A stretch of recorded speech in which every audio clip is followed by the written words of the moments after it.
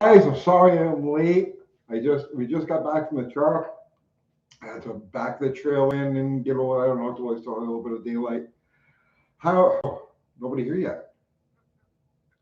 Did I lose everybody all at once? So we ran out to the Slanted Nationals in Sankson, Missouri. That was Dallas's race, the HR race. And we went and made a couple of time shots, made a few time shots. It was it went good because well we brought the car there and drove it up off the trailer and then actually drove it back up on the trailer, but the car is missing something. I don't know what it is yet. So tomorrow, I don't know about tomorrow, but tomorrow or the next day, I've got to dig into it. And I either I have to rethink either something with the carburation, right? It's not fat, it's not lean. I don't think I'm getting any secondary, or it might be in the cam. I think I advanced it too far. I don't know. But anyway, make a long story short, 4,000 RPM, she pulls great to 4,000 RPM, and then that's it. She will not go past there in second or high gear. So I got to work on that. But we had a great time just the same.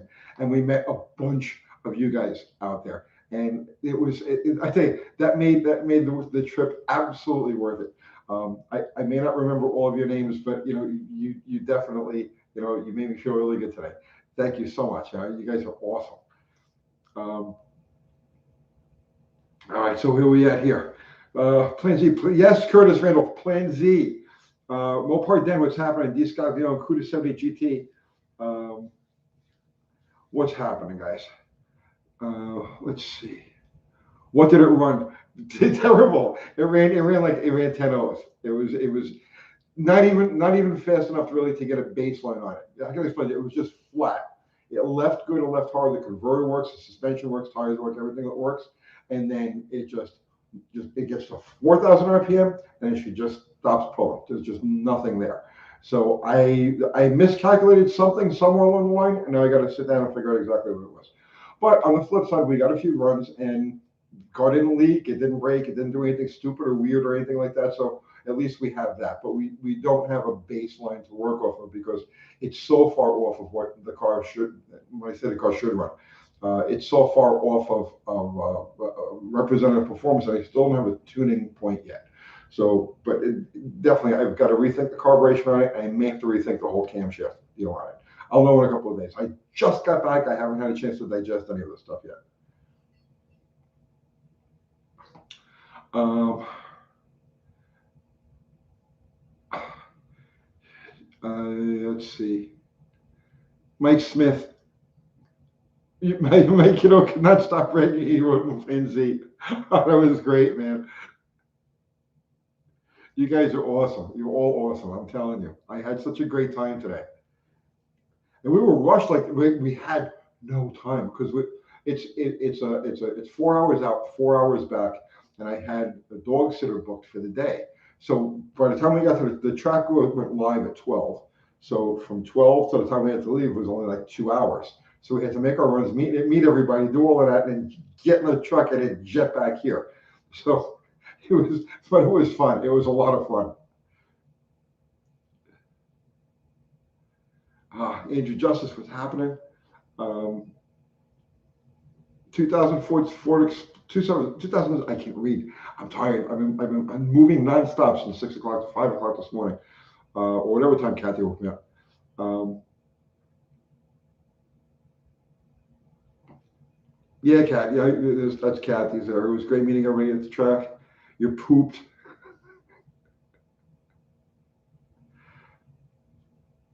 Paul Cavazzo, you think maybe valve springs? No, they're fresh 340 springs. There was no miss or anything like that. In other words, like I can explain to you. It didn't miss, it didn't buck, it didn't do anything other than just reach that point and not go any further. If it was floating valve springs, you would hear it, like there would be an unevenness in the exhaust, but there wasn't. It just stopped pulling, almost as if the cam was like just way too far advanced. And that's a possibility. I tell you the truth. It's in it for I think it's ground two up. So right now it's about six up. That might be too much. That might have made the difference. I don't know. But I have a hunch it's in the carburation. I don't think it ever got into the secondaries. I think it was fat on the primary side, and I think it never got into the secondaries, and it just didn't have the oomph to. There isn't enough engine to pull those secondaries open. So I've got a double pumper I'm going to swap on there and make a hit over here and see if that makes a difference. And if it does, then I'm running out to Buffalo Valley on Saturday, and we'll see what it does.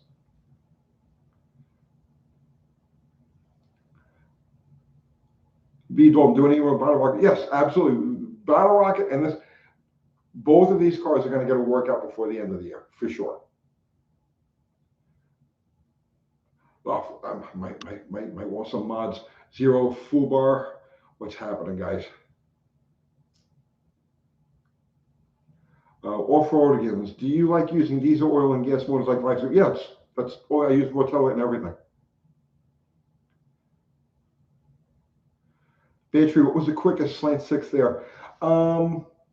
We shot a feature on one of them.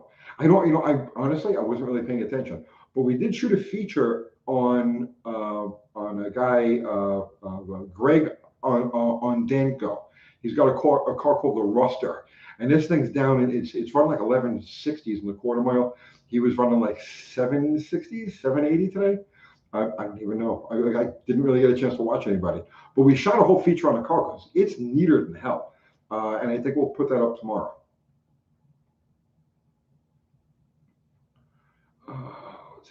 Thank you, Fubar. Put up the links to our merch. Thank you, sir. Kisbo, did you get to the Lamberts? No, we didn't have a chance to do anything.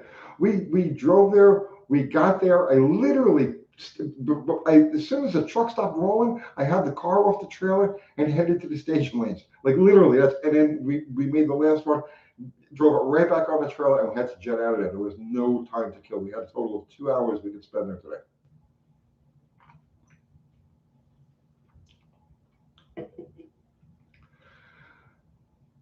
Dust over garage. The slant drag through is running 670. I saw that. I didn't see it run, but I saw it's a neat. That's a neat car.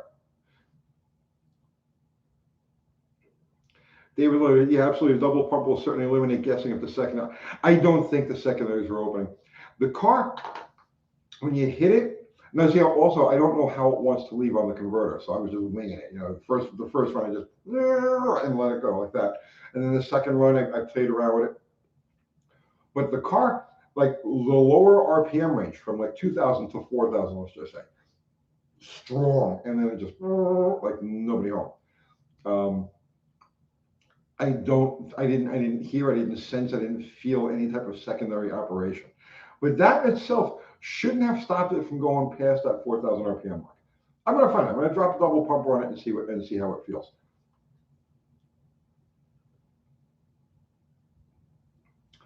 More Palm 70. It was the Grabber Green 62 Valiant there with the slant that runs sevens. Runs sevens on the eighth mile, not sevens in the quarter. No, it wasn't there. More pardon, thank you. Some gas money who burned a lot of gas.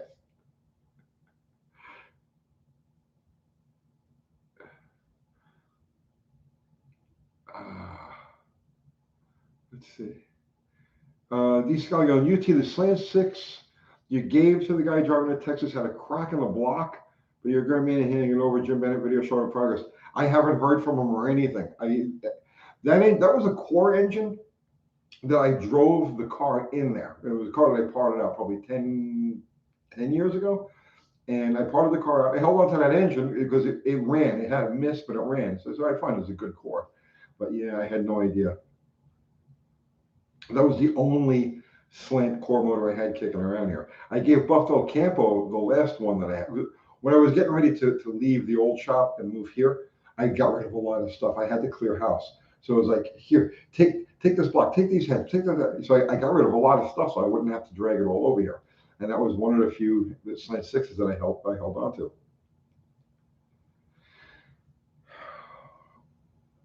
He swapped piston number one.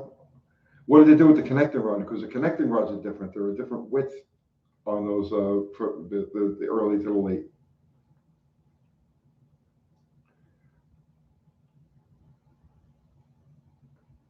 How is your 60? Not great, like a 2.0.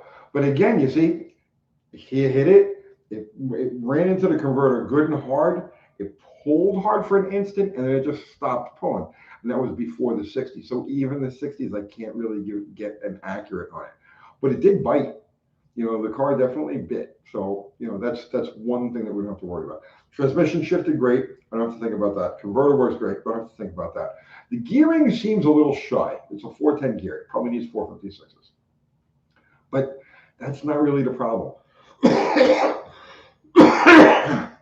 The issue is that 4,000 RPM flat line. The last run that I made, I just watched the tach. I was just watching it in amazement. I kept it in second gear, and I just watched it, and it just wouldn't budge. And I'm listening to the motor, and the motor sounded good. Like it didn't, it wasn't like it was loaded up. It didn't sound lazy, or it wasn't misfiring. It didn't have a ragged. There's nothing to it. Nothing that you would say, oh well, it did this and it did that. No, it just didn't pull. I mean, it just stayed there. So we'll figure it out.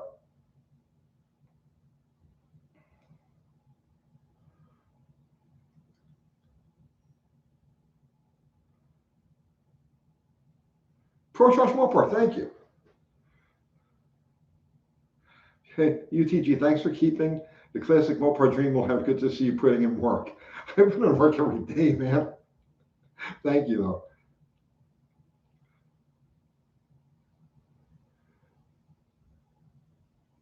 Uh,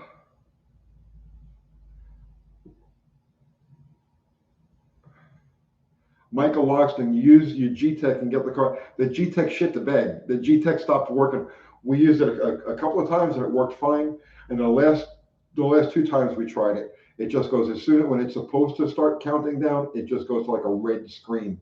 I said, I ain't gonna bother with this shit. So it's just laying there. It doesn't work. Dust over garage, thank you. Went to a race today. Some big shot was there. Grampy Joey or something. It was a good time anyway. This is Brian, by the way. Thanks. Oh, Brian, what's happening, man? Grampy Joey.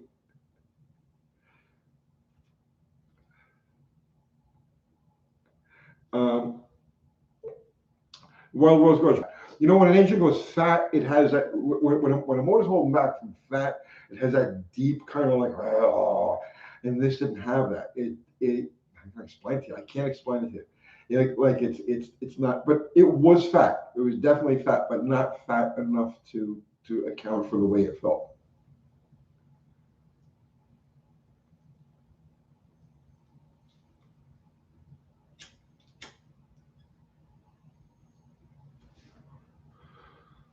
Oh, let's see. Lobo GTX, what's happening, man? JR, any thoughts on converting to dry sump oil systems on old four-wheel drives, waste or advantage? I mean, I imagine if you're doing a rock crawler type of thing, where you're always experiencing crazy angles, then yeah, it's an advantage. But I mean, if I for like normal use, when I say normal, I mean like in a normal off-road type of thing, probably not. I mean, watch your oil pressure gauge, or watch the light. And if you see the thing flicker or do this, you know that you've got an oil starvation problem and it's due to, so at that point, it would pay to invest in a dry sump.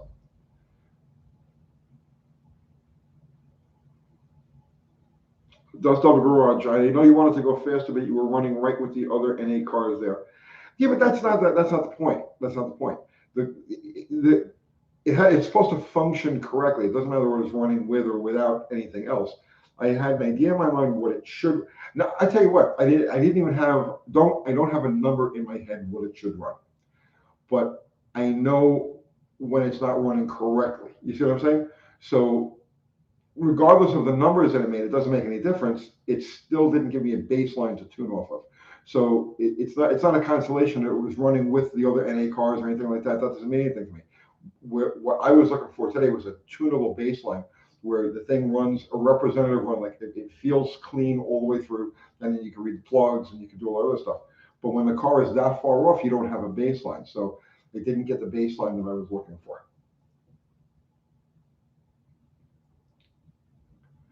Wild Rose Garage, I think it'll turn out to be a carb issue on Plan Z. You'll get it dialed in without tearing it down. Yeah, I honestly, I'm going to try. I think that's going to be it. I think it's going to be it.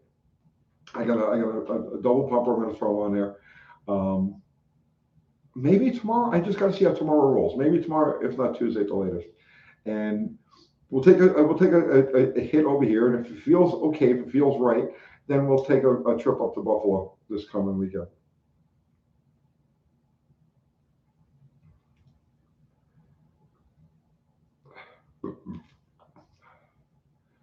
Greetings, Douglas Filer. Greetings from Regina, Canada. How are you finding it? I am awesome this fine day. This is a very fine day. I met some great people. I'm telling you, I had a great time. You guys have no idea how much. Okay, I'm a bit of a recluse, right? I don't, I don't, you know what I mean? I don't.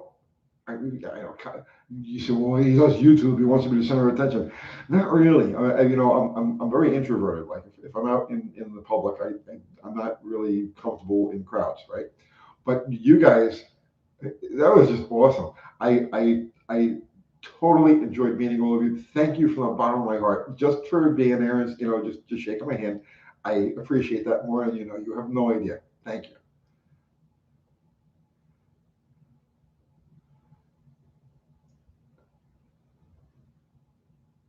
Did I miss a super chat? I don't think I did. Dustel, that's Brian. Jonathan Couchy. Oh, okay.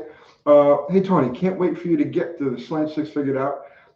If you didn't know, Vice Grip Garage has moved to Tennessee, so maybe you should reach out to him. He has a dozen. No, I know. I've talked to him. He's in Tennessee now. No, I texted him the other night.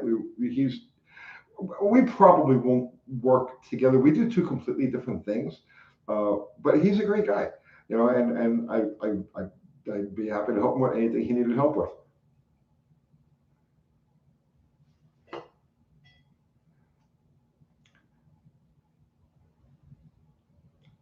Fast thing. Did you see Derek from Vice Grip 74 Gold Duster? I haven't seen it yet. No.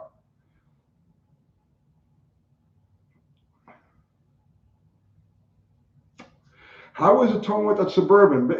Okay, it tows like a dream. It tows like a dream, right? Really nice. But it was heavy on gas. I got to figure out exactly what it burned. I wasn't expecting it to be a Prius. You know what I'm saying? But it burned a little bit more than I was expecting. Tomorrow I'll fill it up. It's got a giant thing. It's like the Exxon Valdez, the tank in this thing, right? So it's like, but you know, uh, but it towed really great. Just solid, right? Solid. Never any issue whatsoever.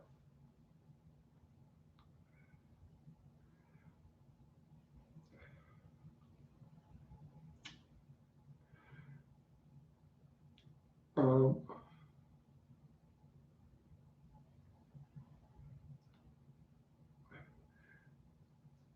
hey, Wendy, how are you? Of course, the Dakota got timed out. Big Bear. If there's any justice in this world, Dakota is always timed out. David Coe, did you all race Twins? We took it for a test and tune. We're gonna race it. We took it for a test and tune. I already covered that. Go back. Just watch the first couple of minutes of this and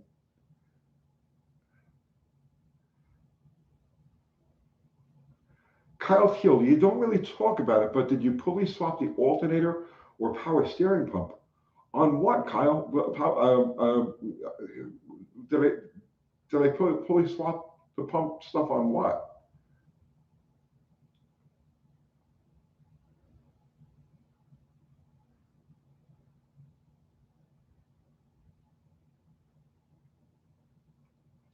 JJ here for another evening. Hope you have how Z did at the track. Yeah, go back and watch the first part of this. The whole first part of this was talking about that.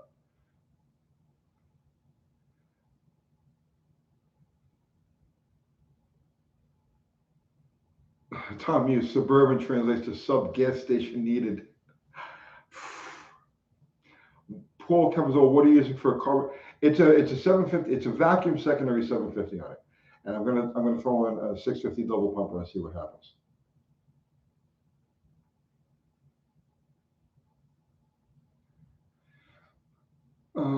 Dented robot. Hey UTG, I think you covered it before, but in your opinion, what is the worst Chrysler product? I have a new opinion on that. I've noticed this trend of utterly and completely pristine Jeep Commanders in the wrecking yard. I mean, cars with beautiful paint, beautiful interior, beautiful body, nothing wrong. I mean, like visually, anywhere around it, nothing wrong with them, and just in there dead as a doornail. So I'm starting to think that That's it. That's probably the worst Chrysler product. Uh,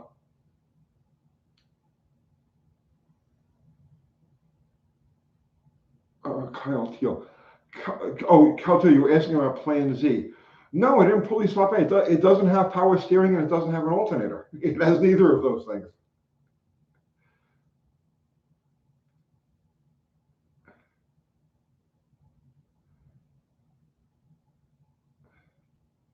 David Coe, yes.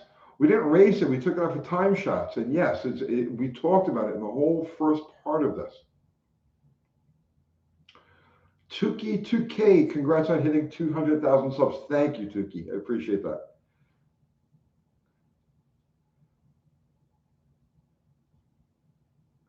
Douglas Fowler, would you ever test a TBI injection unit on any of your builds after testing? You could give it away. No, because if they all of the TBI. Okay, I've seen 1,000 reviews on these things now, and I've lurked in the forums and all this other stuff. And the general consensus with the TBI is half of the people have it are content with what it does.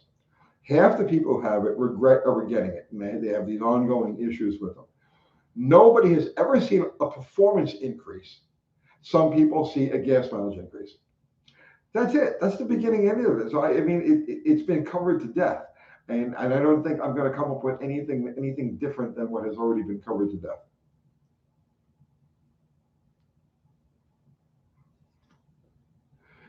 Stan Nelson, how slow is too slow for the track? I've talked about this on this channel before. One of the most exciting drag races I have ever seen, okay, was between a 20-second eighth mile, right? Slant 6, 64 dart, okay, 170 with Caddy driving it against an Oldsmobile Bravada. It was like a 16-second eighth mile car, right? It was the most intense drag race I have ever seen in my life because it took so long. And they were out there, it was like this nail biting, like go, go, go, right? And it took long enough that you could really get into it. So you ask me, like, what's the slowest car? There's no such thing as too slow of a car for the track.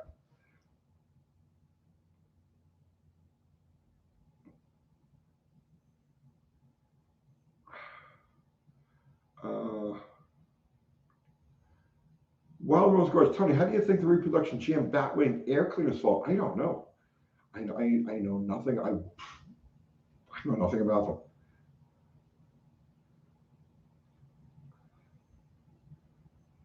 them. Aaron Hinkley, all Chryslers that end in 7 are junk. 273747. I agree with you. I agree with you. Well, the 5.7 is a good motor. It has a quirk, but the 5.7 is okay. You can't say that all Chrysler engines that end in sevens, but you're right about those three for sure.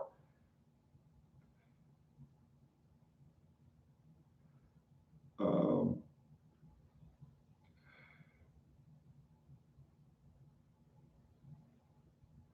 Bob Ganshaw, V stock class runoff on YouTube, slow but sweet. Yeah, I know. To me, drag racing isn't about speed. I don't really care about the speed. I like those V stock cars. 273 two barrels, right? In a 4,000 pound station wagon. That is, and they get these cars down into the 13s, right? They leave with the left front wheel in the air. Okay, this is what a Stromberg carburetor. A 200 CFM Stromberg two-barrel carburetor, right? That, see, to me, I find that much more interesting than, let's say, a pro stock car. Everybody's different. Everybody has a different opinions and what they like and what they don't like. But yeah, like you and V stock automatic Coronet and Belvedere station wagons are always among my favorite cars, race cars.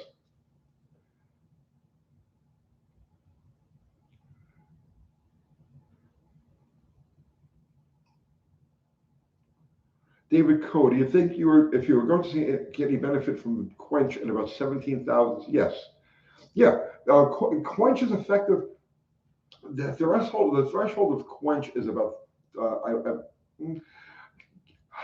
I checked with David Vizard. I hope maybe David Vizard will pop in, but I believe it's about 25 to 30,000. Where anything above 25 to 30,000, there's no quench effect. When you get down into that 25, 30,000 range, that's where, so at 17, you should be okay.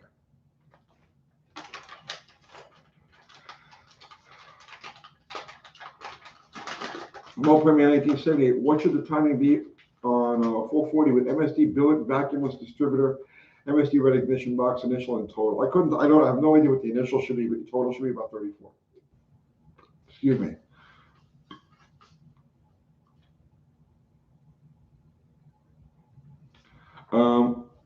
John Bossoms, Tony, how do you think Plan Z and Bottle Rocket will differ at the track as far as dialing in? Which car do you think will be easier? Well, Plan Z by a mile,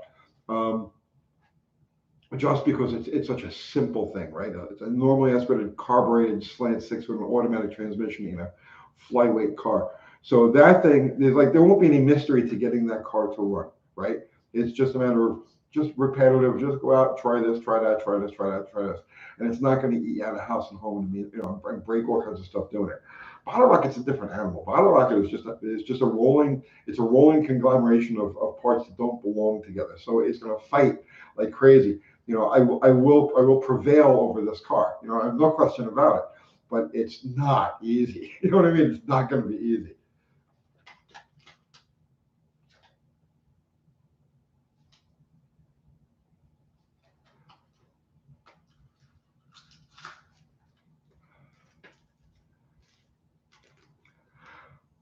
Excuse me, for a long time, guys.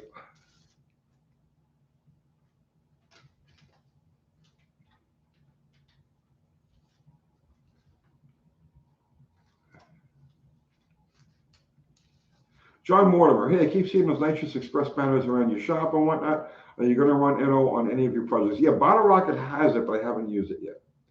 Also, do you add fuel injection or have you worked with super turbocharging? I am not adding fuel injection, and I worked with supercharged. I worked with supercharged nitro cars for 15 years. So yeah, I'm very, very familiar with supercharged cars, but I'm not familiar with turbocharged cars at all. And mechanical fuel injection is something I'm very familiar with, but not electronic. I shouldn't say not electronic. I've never hot rodded with electronic fuel injection. Oh, that's a lie about that too. I did back in the 80s. I'm more inclined to do stuff with mechanical fuel injection than I am with electronic fuel injection.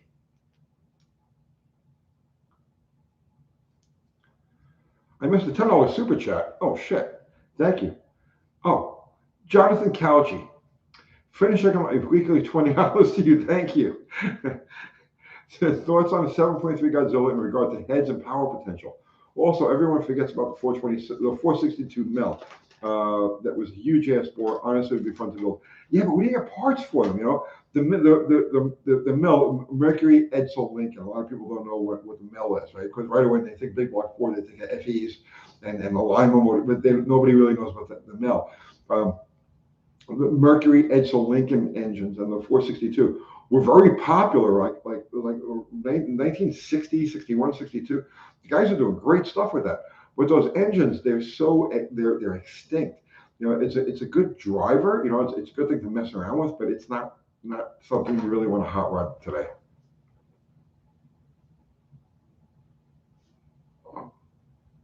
What do I do here?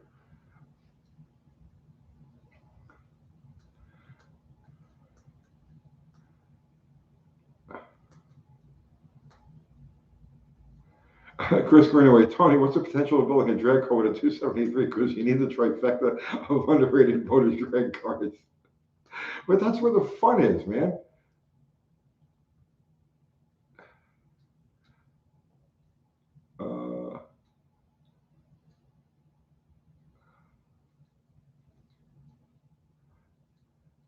Albert Culbertson, what's a good clutch for a Saginaw 4-speed to handle 270 to 340 horsepower?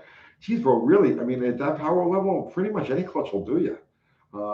Just get out. I'm not going to recommend a name brand clutch, but just any good street clutches is fine. That's what you're looking for that.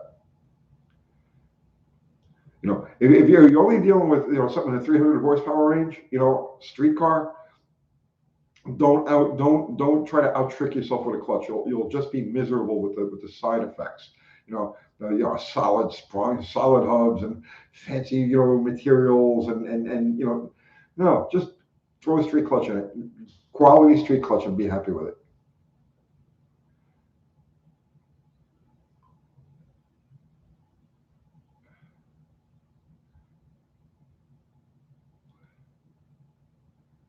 Um, Then do road bikes. British bikes, yes or no? Yes. Yeah. Actually, I met a guy today when somebody came up to me at the track and he was wearing a Norton shirt, and I was like, man, I'm a Beezer guy, right? No, I love Brit bikes. Well, it's a love-hate relationship with Brit bikes, you know. But yeah, definitely.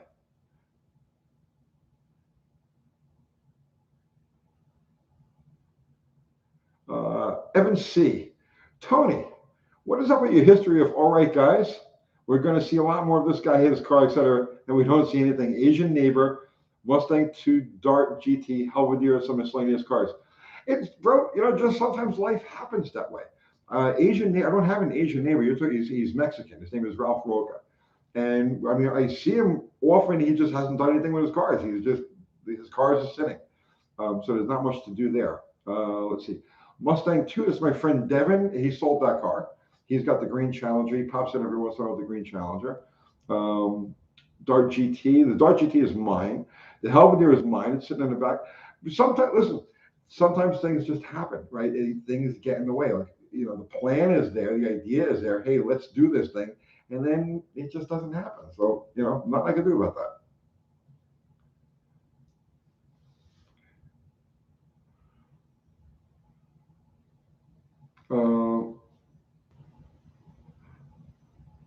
Uh, Sierra McCloskey. Hey, Tony, I was wondering what would be the pros of switching to a two-carb setup compared to a single carb. There really are none. I mean, generally speaking, you're always gonna you're not gonna say you're always going to. Back when multiple carburation was the thing, carburetor science and intake manifold science really wasn't what it is today. A well-tuned single four-barrel setup for a street type of car, street strip type of car, is the way to go.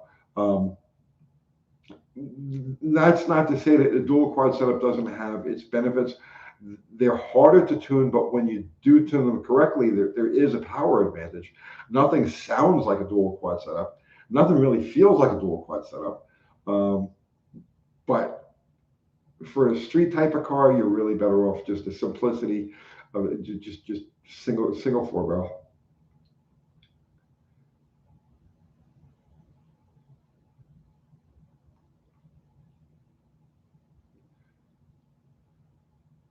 Eugene Bryan is cooking burgers. Make one for me, bro. Kyle Till, did you ever mess with a clutchless Jericho trains? No. Lenko, I messed with a Lenko, but never a Jericho.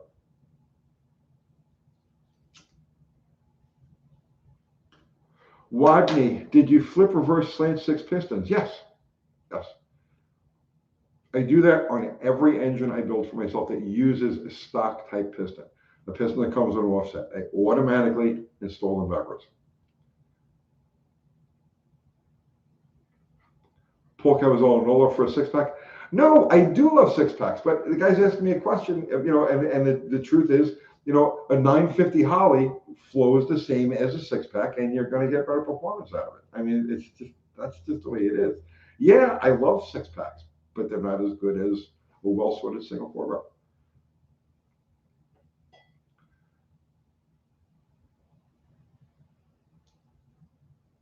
French onion. So I have a plan. Go back to the beginning of this. We covered it. We talked about it for the first 10 minutes or so.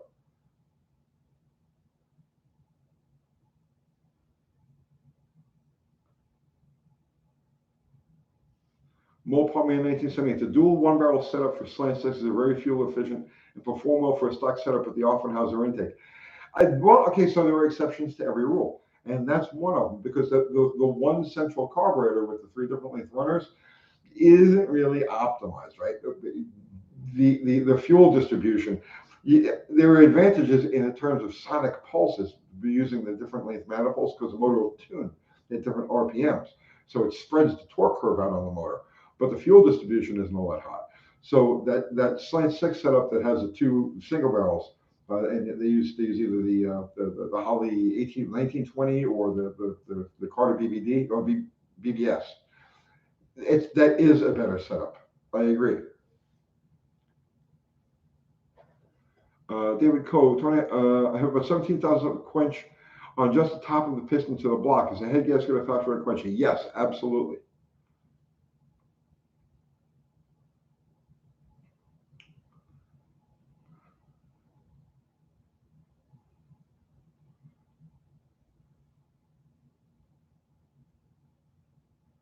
Dripping list. Why do people pay more for an HP stamped 440 block? People do a lot of things I don't really understand.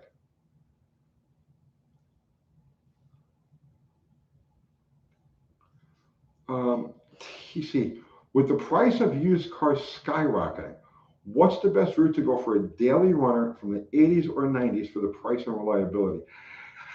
I can't answer that question here right now, but we're going to be doing a lot of videos. We're going to be looking into, because this is happening. The world is changing. Things are happening, and we're all dealing with certain situations now with used cars and new cars and this crazy freaking market with parts and whatnot. But TC, we're going to look into that. We're going to do some videos really looking into that. What are the best, your best bets for getting ahead, staying ahead, with all of the stuff that's going on. So I can't really answer that question right now, but we're on that. We're definitely on that.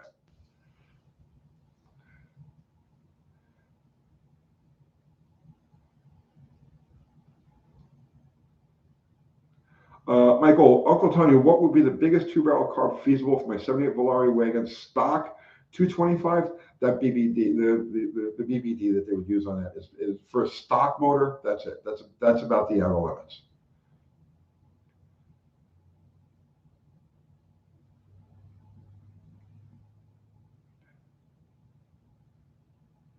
Ace's Adventure, is Bottle Rocket going racing soon? Yes, within the next week or two.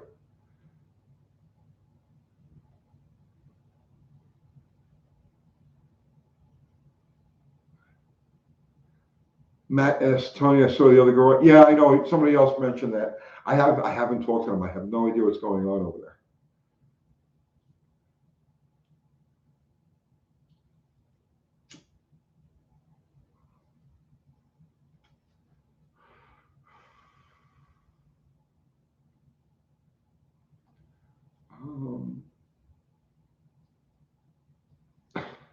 Mr. Classic Carney USA, would you ever consider putting custom livery on your drag cars? I was thinking something to do with trees and chickens. No.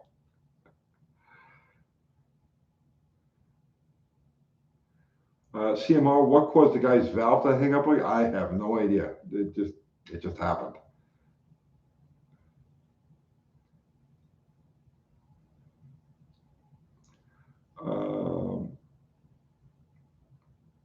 Evan C, do you have any K car project plans? No.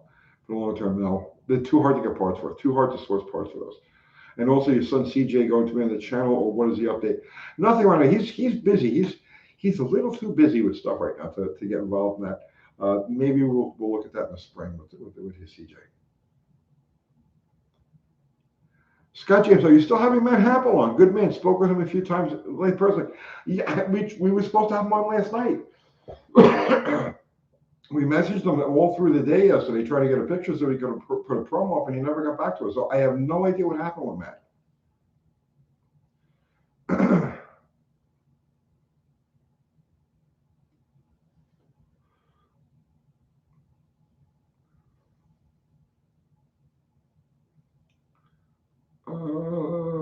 Let's see.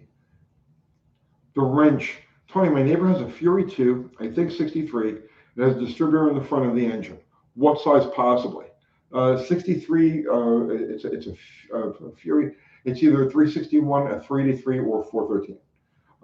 It's going to be one of those three engines. It is buried and can't get the hood open. He wants a go-kart for it. I mean, how can you go wrong, right?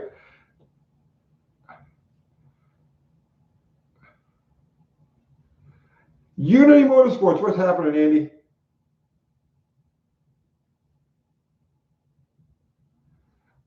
Zippo Andolini.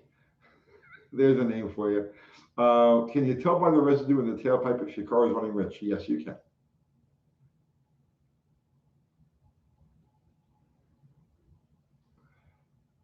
Scott Speed Shop, what's going on?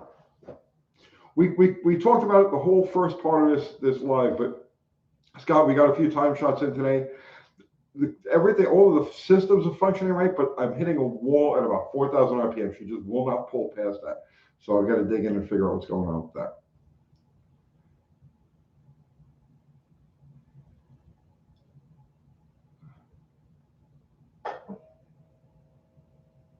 Bruce W. Hi, Tony. Sorry I'm late. I had to go out for work. I'm really hanging out for a Plan Z update. No, go back to the beginning of this. We talked about it. We got a few. We brought it to a test and tune today. We got a few runs in. The basic car functions well. Everything is working the way it should, except it hits a wall at about 4,000 RPM. You watch the tack. She gets a 4 grand, and that's it. She just stays. She won't move past that. So I have to figure out what's wrong with that. I think it's in the carburation. I'm not sure. I may have overdone it with cam timing. I don't know. So I have to go back and reevaluate and see what I've got going on. Does black residue mean it's running rich? Yes.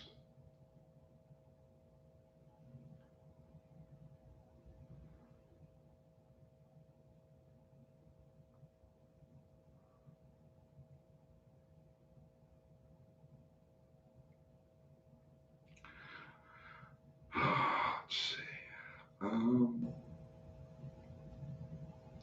Scott speech about crapple. No, it's not. Listen, I'm thrilled. The car, it got down the track. It didn't leak anything. It didn't do anything crazy. Everything is fine. I drove it back up on the trailer. I got it home. It's all in one piece. Everything functioned well. There was just that issue that I've got to work through. So it's not it's not a big deal at all. It's a win in that the car came back in one piece. I don't have any major issues with it.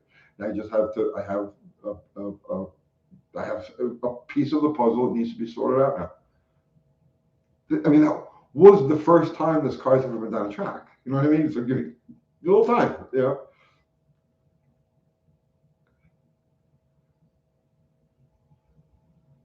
Ace's Adventures. Is the Miata still a viable project when you sell it? Yes, it's definitely a viable project. No, it's not for sale. Steve K, watched you run. Think your cam is too far advanced. And Steve, I'm thinking that same thing too. Okay, I'm there. I'm there. First, I'm going to throw a double. I'm going to throw because the vacuum secondary carburetor's on there. I don't think there's enough engine to actually work that carburetor effectively. So I'm going to throw a double pumper on it tomorrow or Tuesday and see how it feels. And if that doesn't really change things, then yeah, I'm going to dig into the cam and start backing it off.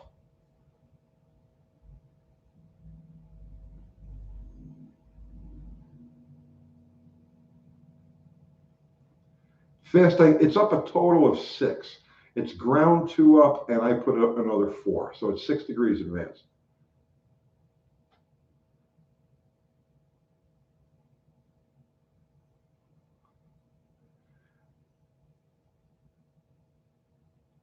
Dan's Garage. Did Plan Z do the same thing on the street during the test runs in front of the shop?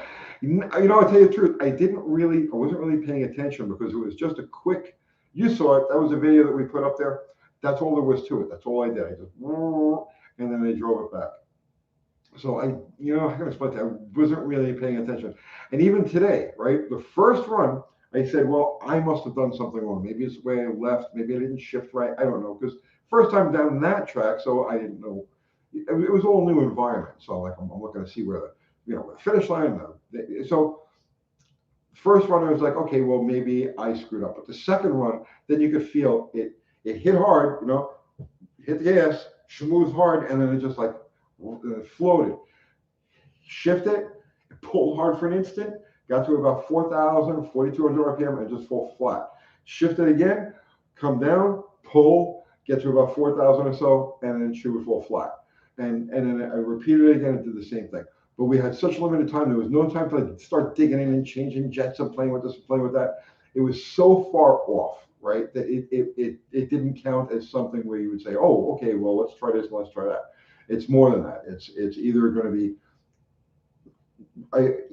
be wrong carburetor, period, right? Where I'm telling you, I'm taking a vacuum secondary is not the carburetor for this thing, and or the cam. So either way, we'll figure it out.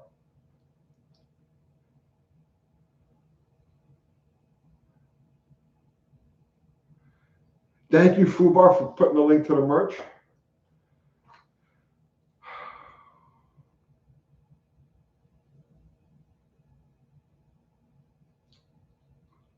Kyle Teal, ground questions. Just curious. You ask a lot of questions. I don't know why I keep jumping on this. Uh, just curious. I know some cars have pickle about grounds. What car of yours has the most and why? Any car I ever put together for myself has a ground from the body to the engine and from the battery to the engine. That's it. I mean, that's all the grounds I've ever felt necessary on anything I put together.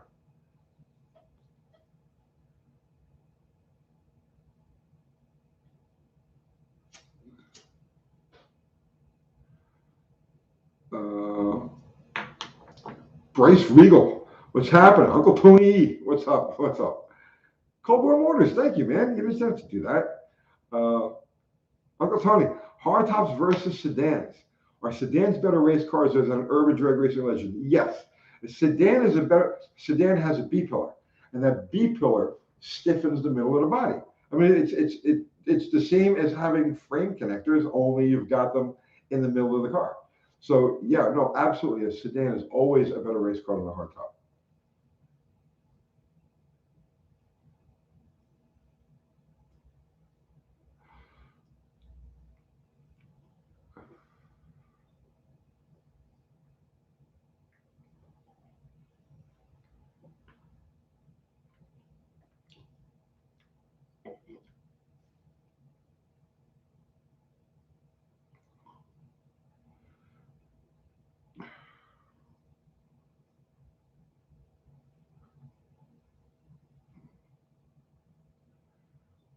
Mike Smith hardtops look so much better.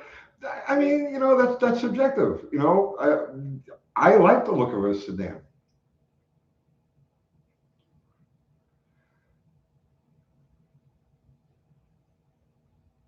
Mattis, I like the video of Dallas' Suburban. He did a clean swap for the 400. Yeah, he really did.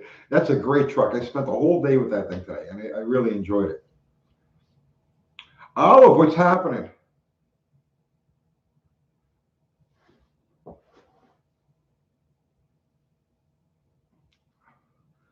Paul Cavazol, did you guys shoot video of the races today? Yeah, Kathy shot some video.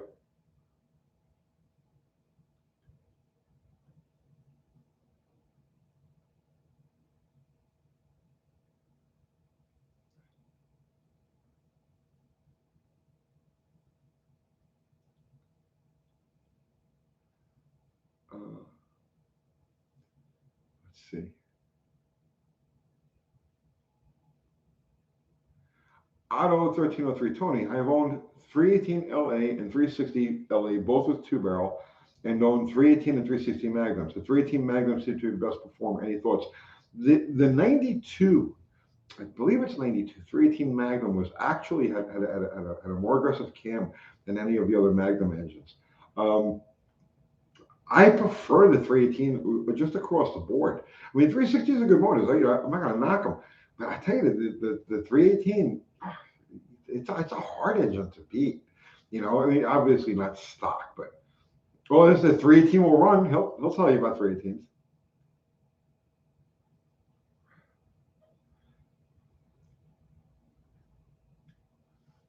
Bruce, what did Dallas's truck tow like with the 400?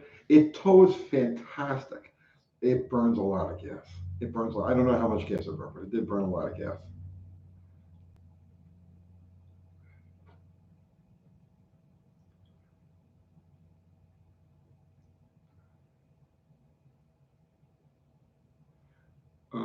Doug Hilliard, Uncle Tony, if you ever get up to St. John's, Newfoundland, Canada, the best fish and chips is on me. Love your channel and knowledge. Thank you. Rick S. Tony, one of my hood springs popped off the pin on my 69 A body. Oh, geez, that's a pain in the ass. Do you think I can put it back on the pin and just removing the splash shield or so how? Oh, bro, not likely. Not like yeah, that's oh God, I've been through that. I've been through that. You're gonna have to take them. I'm telling you, you're gonna have to take them the fender off. You'll get in there, okay? You'll take the splash shield off, and the spring is right there, right? But you're not going to be able to pull it. There isn't enough room to manipulate it. You got to get a big screwdriver in there and wrench it over. You're gonna have, excuse me, you're gonna have to take the fender off. Uh, Professor Gins, my top fuel compadre. What is happening, brother man? On the street, what head gasket would you use with a blown motor? Oh, that's a good question. You say blown motor, Gins. I mean, like big boost or just like a 671, 10 over. Like what are we talking about? Because that's and what kind of engine? See, that's the other thing too. Is it a 4 bolt per cylinder engine or is it a 5 bolt? Because that makes a difference too.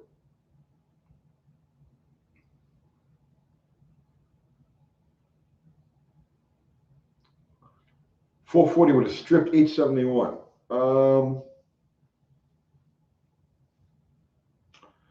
What would I use? I would be tempted to go with a copper gasket. I would probably use a copper gasket on that.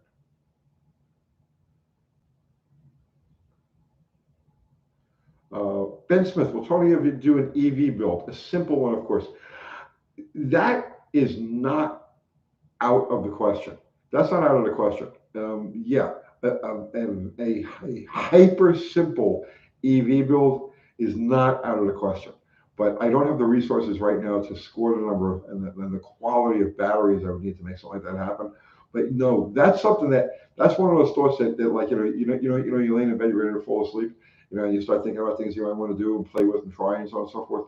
And like an ultra simple EV, you know what I mean, is something that yeah, I've thought about often.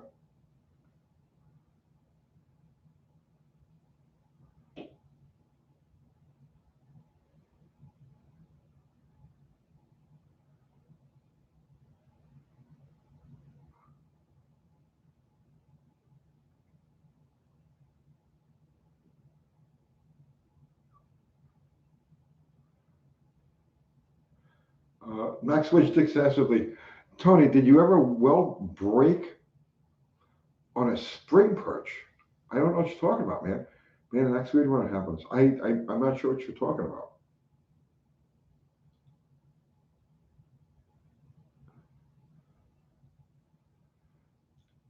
No F. What happened to those old Honda CBs I bought? I sold them. And because what happened was I had those and I had the Miata both sitting at the old shop there, and I looked at them and I was like, which one of these do I really want to mess with, right? And it was the Miata, so I got rid of the Hondas.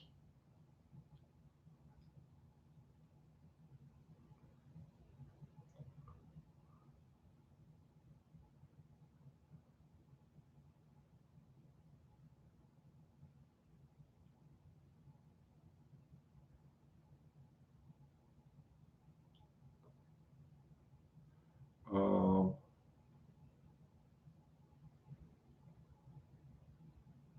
Evan, craziest conspiracy that you truly believe in? I'll keep that to myself.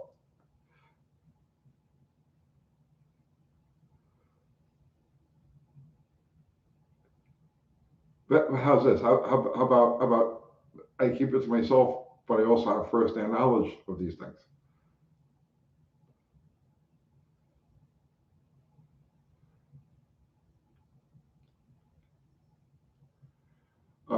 Thomas Aranga, would it be okay to install a Lopi cam and springs on a 318 Magnum without a complete rebuild? Yeah, yeah, you should be okay. And I've talked about these cams before. It's a Hughes Whiplash cam, and it's intended for that. It's just, and I have one in a 273, and it runs really good for what it is. It runs really good. Um, yeah, you don't have to go crazy. if the motor is sound, it's got compression, it runs good, it doesn't smoke and do all that other stuff, then yeah, throw a cam in it, man, have fun. But look into those Hughes, and I get nothing from Hughes. They have no idea who I am. They've never given me a thing. They never will give me a thing. I'm just talking about it because it's a good product that I've used. Look into that.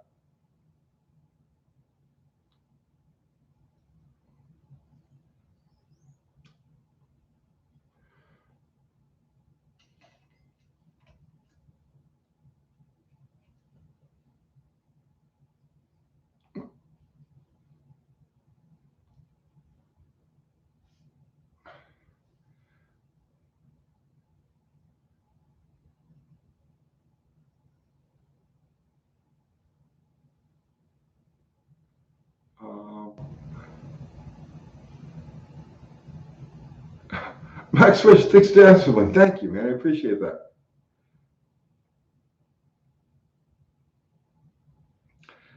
Zippo Andolini, 4-wheel Quadrajet, running rich, was just recently rebuilt. Could it be the air fuel mixture? Yes, it can, but I'll tell you what, do this, right? Wednesday night, every Wednesday night at 7 o'clock, we do a live with Dallas. Dallas is a Quadrajet guru, right? He knows those, he lives those carburetors. So drop in there and ask him specifically those questions.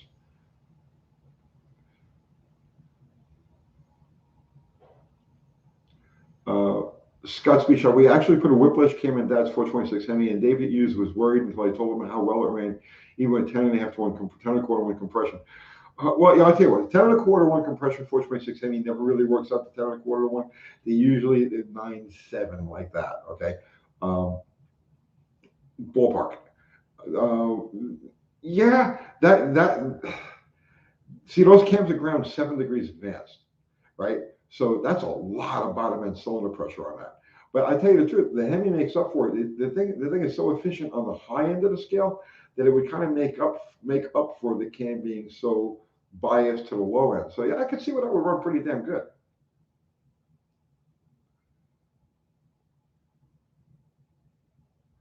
Bruce W, are we allowed to talk about the piston swap thing, or is that out of bounds? Nothing's out of bounds.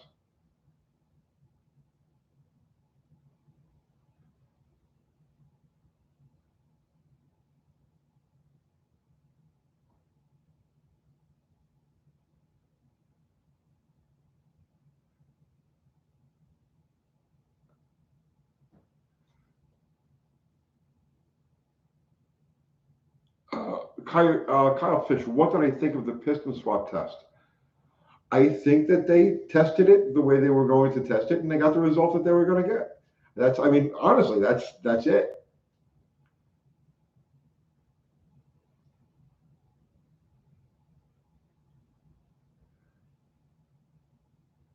Uh, Scottsbridge, that is true, Tony. We had new pistons from J&E with them Edelbrock Victor Jr. Hemi heads with that Holly Marine dual quad intake.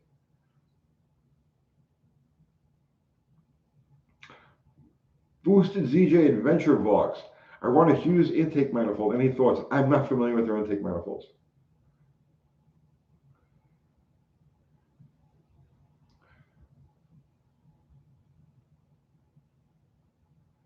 Um, Sherman T. Potter. Hey, Tony, I have a 78 Chevy Malibu with a 305 and only 49,000 miles.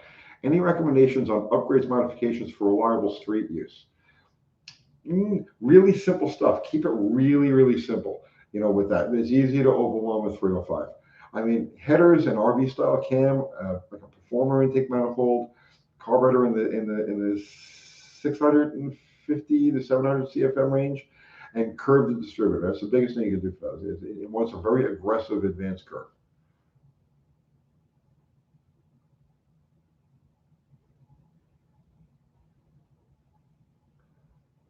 Um,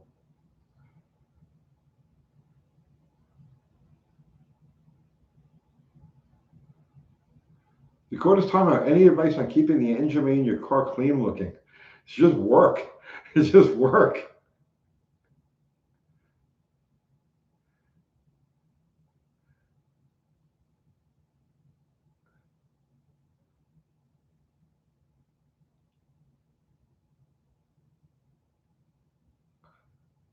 Bruce W. Piston swap.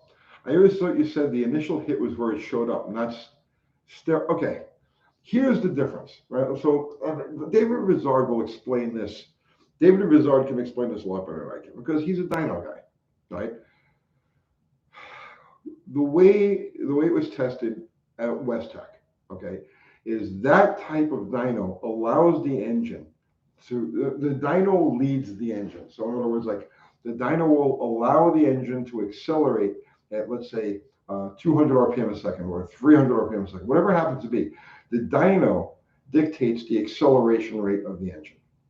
The type of and in that event, you would not see a difference in anything like that because you're talking about steady state power. Now, if you David Rizard, the type of dyno that they use duplicates the car going around a track. Actually, he said it duplicates the second and third gear load, right? And in that type of testing, the engine is leading the dyno. The engine shows the dyno what kind of RPM to make. So when they tested it on a steady state deal, they don't see a difference. David Rizard tested it on a type of dyno that does that, and he did see a difference. So it's like it's in between the two. And the only thing I've ever said was that it's an advantage. I've always done it. I always will do it. You know, it's that simple. Wendy, English. Why'd you send me that? That's crazy. Why'd you send me that much money, Wendy? Thank you, sweetheart. How did Bottle Rocket didn't go to track. Plan Z went to the track today. We took her for her first test and tune, and we talked about that at the very beginning of this live. But just the short version of it, because you paid a lot of money for it. The short version is that we took it out to Sikeston, Missouri. Had to site the nationals there. We made a few runs.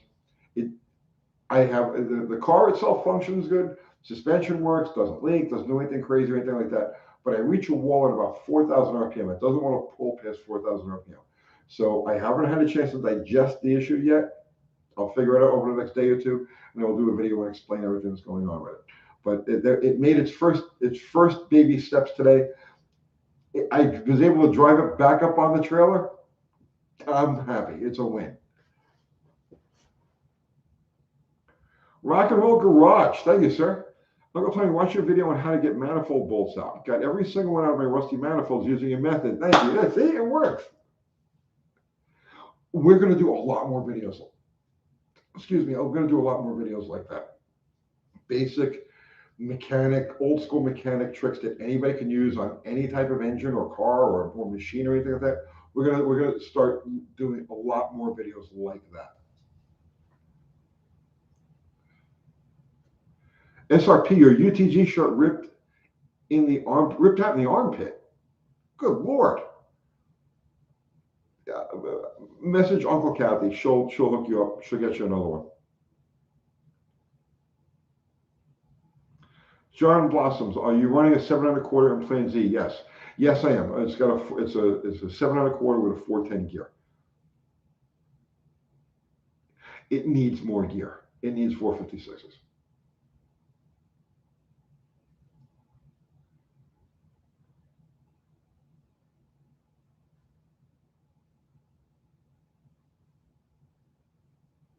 CF Mechanic, good evening. Dakota's timeout. Do you think there is any performance modifications that are undiscovered? Dakota, that is the best question, man. That really is.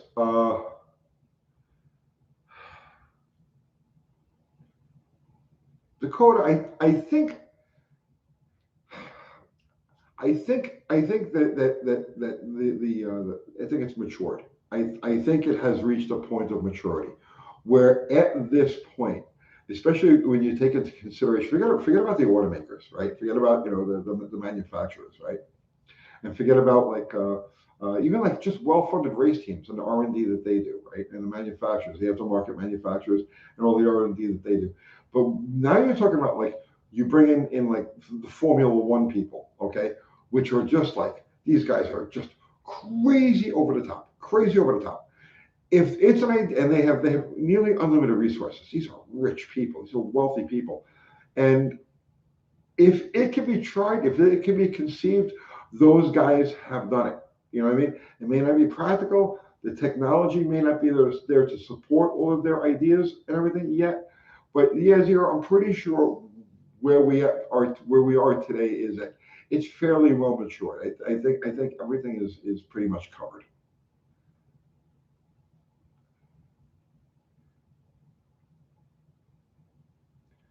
Professor Gins, you should go over host clamp types. That's true. Oh, Jedi, you didn't have to send that. Thank you. Gotta head out. Use this money to take Kathy out for a minute. They can't live dinner with Taco Bell and me again. Take care, bro. Thank you, man.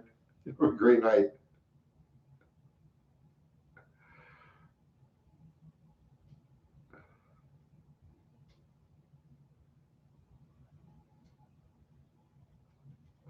More part that my UTG shirts have held up like Kevlar. My wife thinks my entire wardrobe is UTG merch. Well, at this point, my entire wardrobe is UTG merch. You know how it happens. We'll be ready to shoot a video over here, and Kat will say, "You look like shit. You're filthy." I'm like, "Well, what do you think? I'm working. I'm supposed to look like shit. I'm supposed to be filthy." And she's like, "Here, put on a clean shirt." And that's how my whole wardrobe is like that. She reaches under the shelf and grabs me a shirt.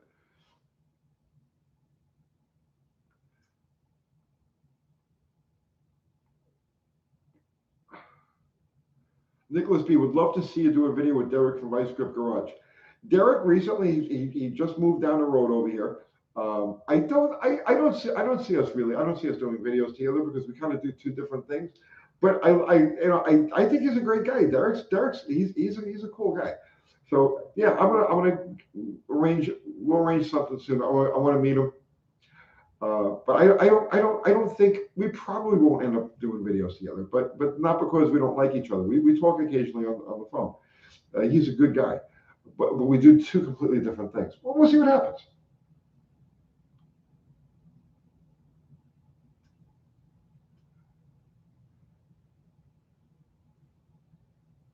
Black shirts only. That's right, Zero. Why would anybody want a different colored shirt?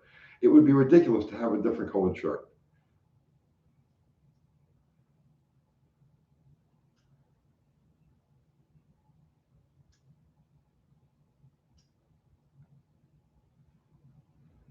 Um,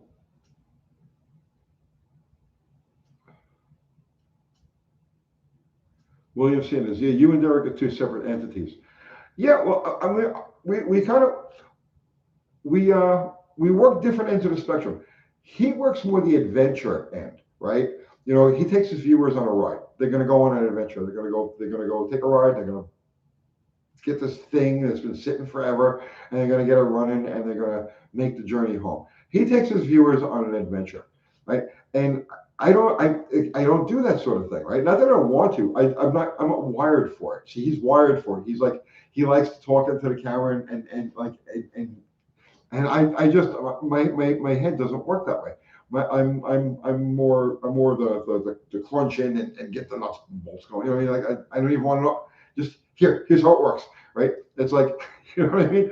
I do short videos that get kind of right to the point, and he takes people on an adventure. So we do two completely different things. You know, we work both ends of the spectrum.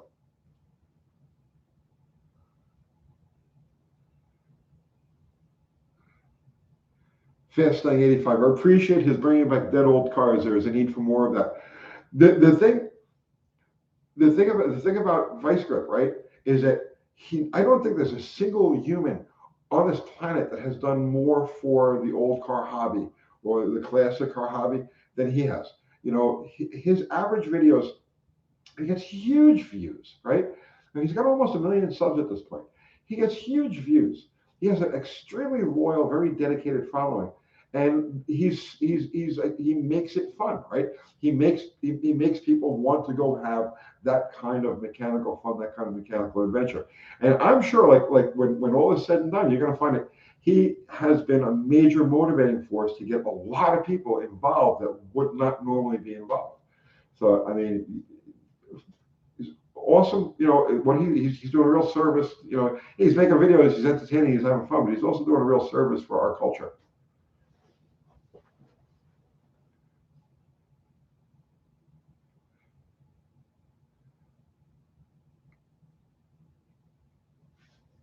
Mr. Will, hey Tony, I'm sorry I'm late. You are late, man. I've been waiting for you.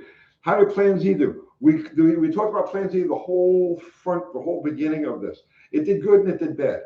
It functioned, it got down the track, but it hit a wall at about 4,000 RPM. So I have to figure out why that is, and then we'll go back and try it again. Dime piece, he had 10 grand in his live deal. I know, I saw that. I don't normally watch his lives, right? But I had it on if I was doing something else.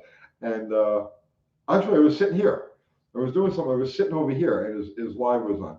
And I kept glancing up. I was going to do 500, 100, 100, 200, 300, 500, 100. Yeah, God bless him, man.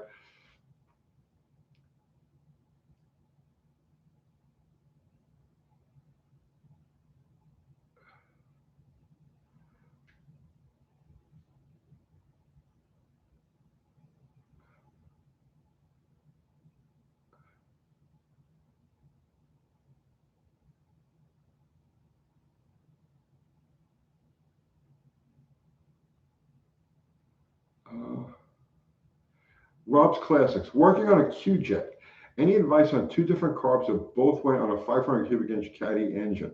I kind of need to get my mother on the road tomorrow. I'm not sure which, any advice on two different carbs that both went on as far as I know, they only had quadrojets. I wasn't aware of any other carb on those.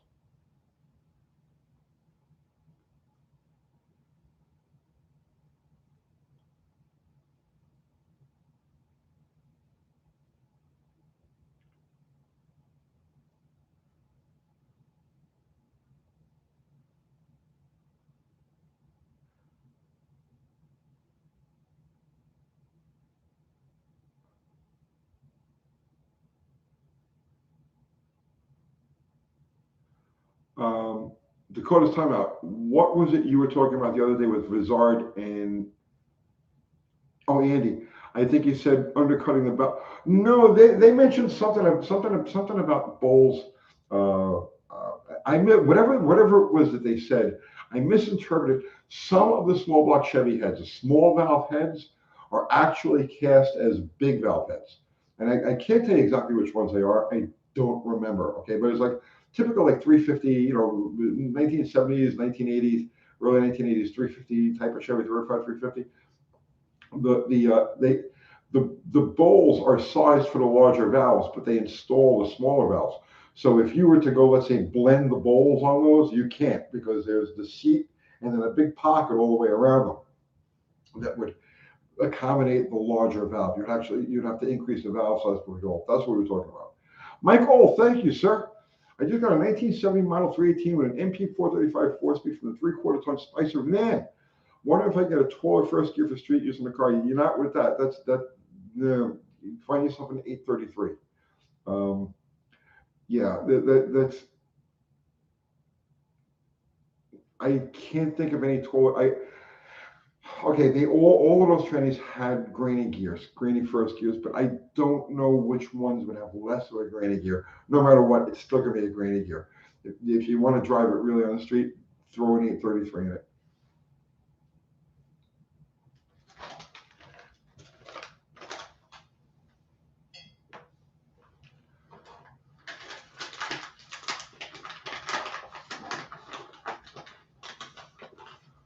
Boosted ZJ Adventure Vlogs. Hey Tony, be an uncle and take us for a ride to something. Small adventure. Hard to believe your life is uneventful.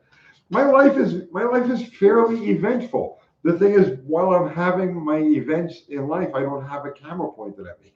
You know what I'm saying? It's like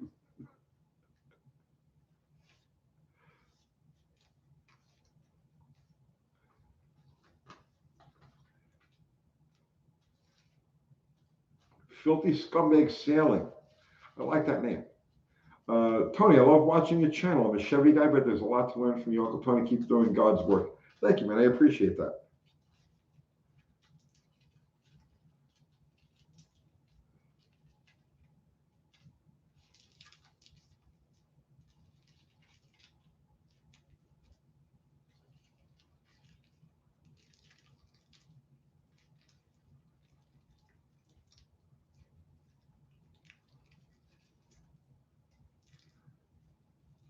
Mike Smith, there was an adventure enough unloading Plan Z. So on my trailer, which is literally on its last legs, it's a trailer that I picked up years ago when I was in the parts business to drag hulks back to the shop that I can cut them up. So it wasn't, it was never intended to be an over the road trailer or do anything nice with it. It's on its last legs. So on that trailer, I have a chain that's fastened across the back of it because there's no convenient place to tie down a car. So I have a chain across the back, like the back like 3 feet of the trailer. So I can loop around the rear end, with a tie down, and then grab the chain, and that's how I secure the car. Well, when we went to back Plan Z off today, as we were backing off, the headers caught the chain, so we had to move the car around, lift the car up over the chain, and get it back down. It was a bit of an adventure. Buffed Up Camper, what is happening, brother man?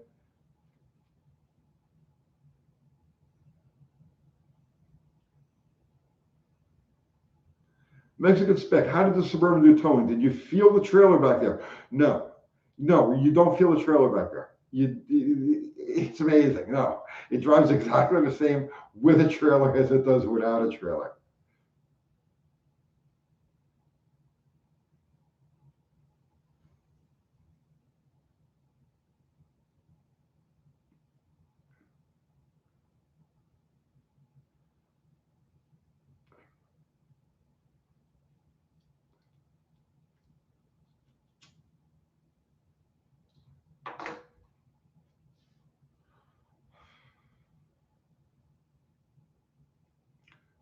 Uh,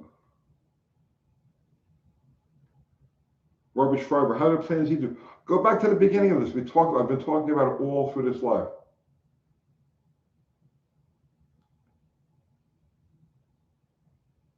Buffed Up Camp, I'm quiet, but I'm here. I'm thinking about where I could sit when I get back to UTG's lives. You can't sit on this couch, Buff. This is like, Austin tried to sit here. No. When we do lives, we'll have to do them someplace else.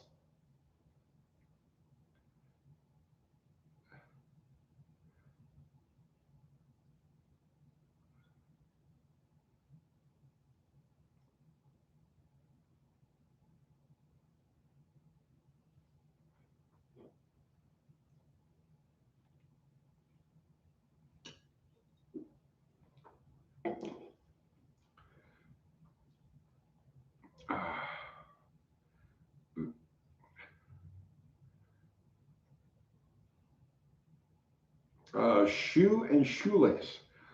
How does thermoquad CFM compare to Holly CFM? Were they able to run more due to the farm? Well, okay, Holly's flow. See, the different manufacturers flow them, rated the carburetors differently. Yeah, I know there's a difference between the way a 2-barrel is flowed and the way a 4-barrel is flowed. Like for instance, I was just talking about this with a guy at the track today. Like a 750 AFB or Edelbrock or AFB flows about the same as a 650 Holly. So they're not all the same. And the 800 CFM thermocline only flows about 650, flows about the same as the 650. The CFM ratings are not uniform across the board. Think of them as a guide rather than a cast in stone deal.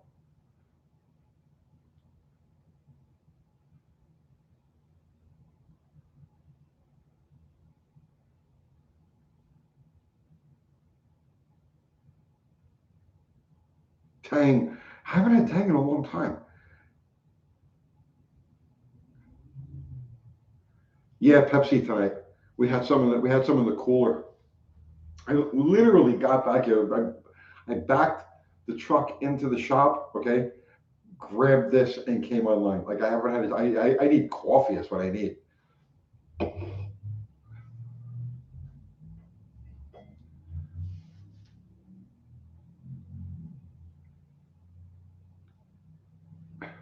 Fury 211. Any fun experience with corn binders? No.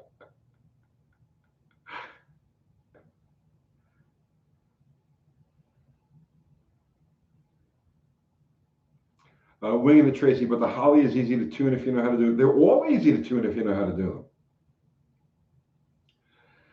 John Wilburn, tang drawer. Well, it's not so much a tang drawer. It's just, yeah, I don't know. It's like when I don't know, man. It's like now I need a tang. I can't, I need a tang. Uncle Kathy's gonna have to hook me up when I get home.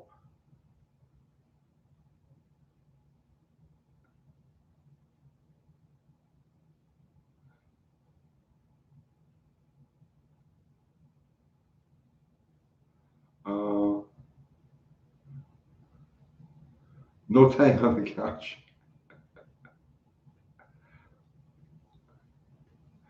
Bruce W. Did Dallas racing anything at Slant? No, he was just doing his sanctioning body thing, walking around, being important.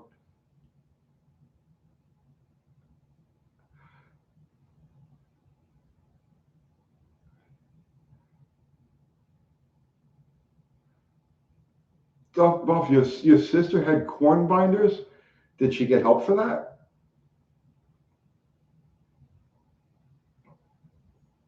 Tang wall. Yeah, I hit the tang wall.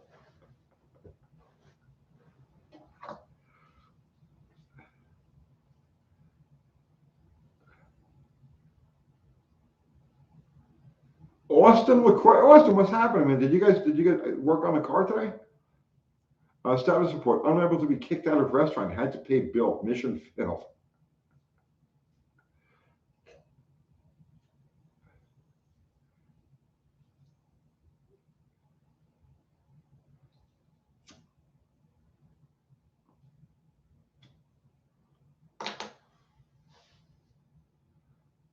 Uh, They'll need a UT video on making a good cup of coffee. I could do a video on roasting coffee.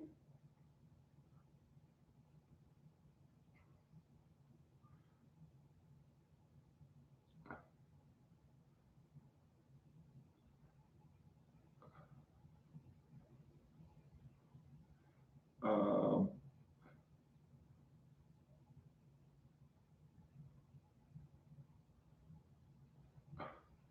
huh. AMRX 76. Hi, Tony. I just got a deep wound on my arm when I was working on my F body. What's your worst injury working on a car? I have had so many injuries. I mean, so many injuries. Um, the worst. Okay, the closest I came to bleeding out was a few years ago. So you had a deep arm injury. I had a wheel of death. I had on a rotary a right angle grinder. I had the thing explode, and when it did, it kicked back and it threw the grinder back at me, and it cut my thumb here. Then it cut me right into the bone right here. I got a divot right here, and then so I was trying to cover my face, block my face, and I ended up getting caught in there. So it cut me here, and then it cut me here, and this was like really super deep, and then it cut my lip in half over here, and it cut my nose in half, and that was I guess it was about 4 years ago now, about 4 years ago. I came like that close to bleeding out.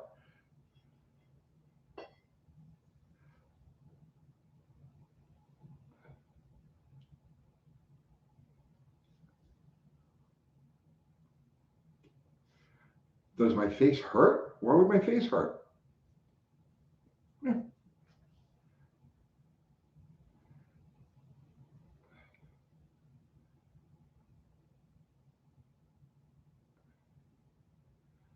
Garrett Browning, thank you for all the info you share and the time you take with your videos. Garrett, thank you for appreciating that. I mean, seriously, thank you.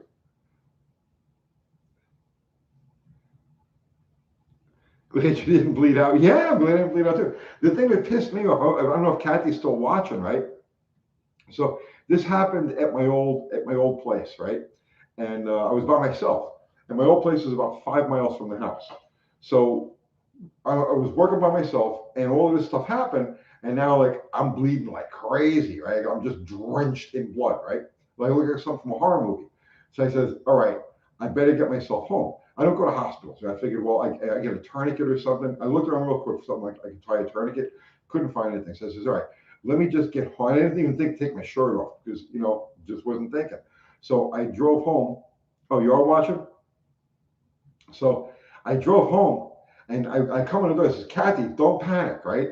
So she takes a look at me. She goes, ah! I says, don't panic. I'm already screwed up. She says, let's go to the hospital. We got to go to the hospital. I says, I don't want to go to the hospital. I says, just let's tie this thing off, right? And then I realized, this, oh wait, this is a great photo op. I says, quick, before you do that, grab a picture, right? Because I'm telling you, she's there to watch. I was covered, right? And she wouldn't take a picture. She wouldn't take a freaking picture.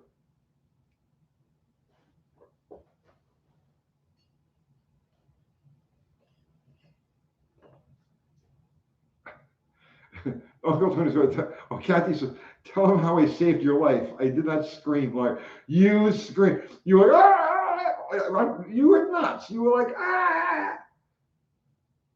How, when you saved my life, yeah, you put a freaking tourniquet on it.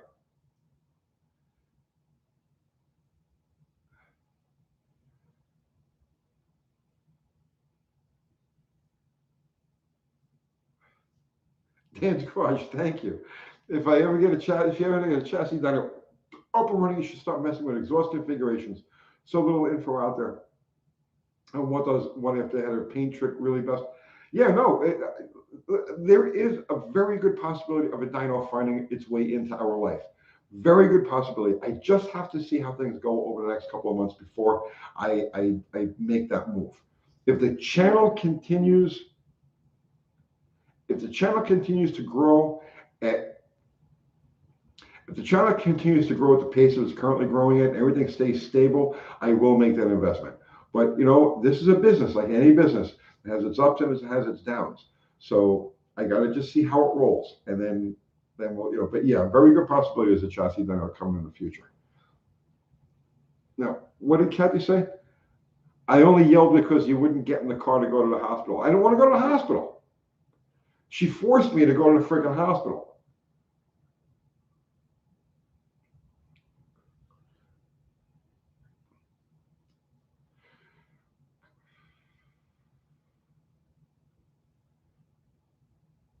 Um,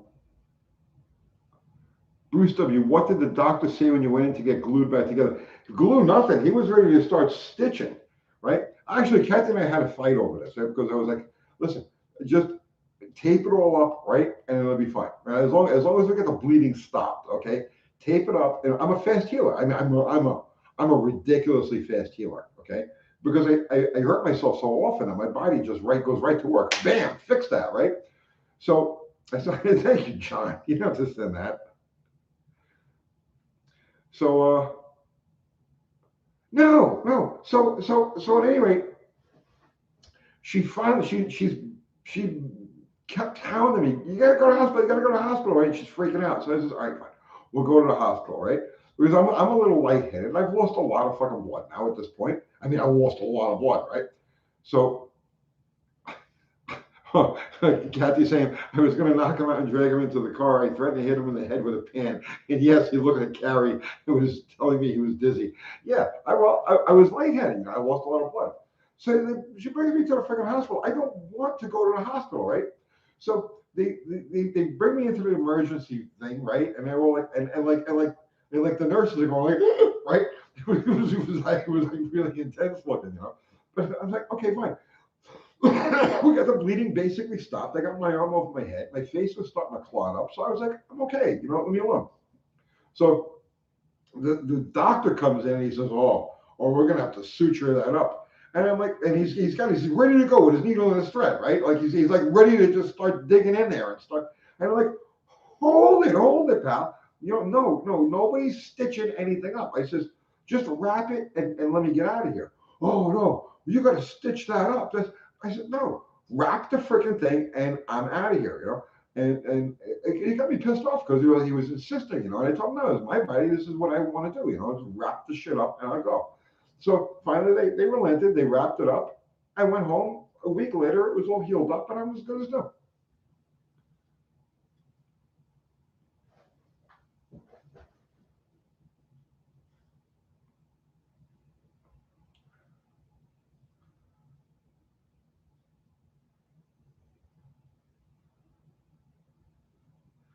Zero. I died 3 years ago, so these are my ghost years.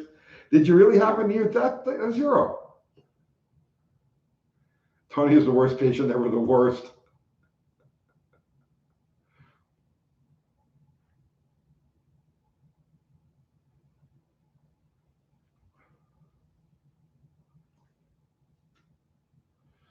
Did they clean you up or brake clean?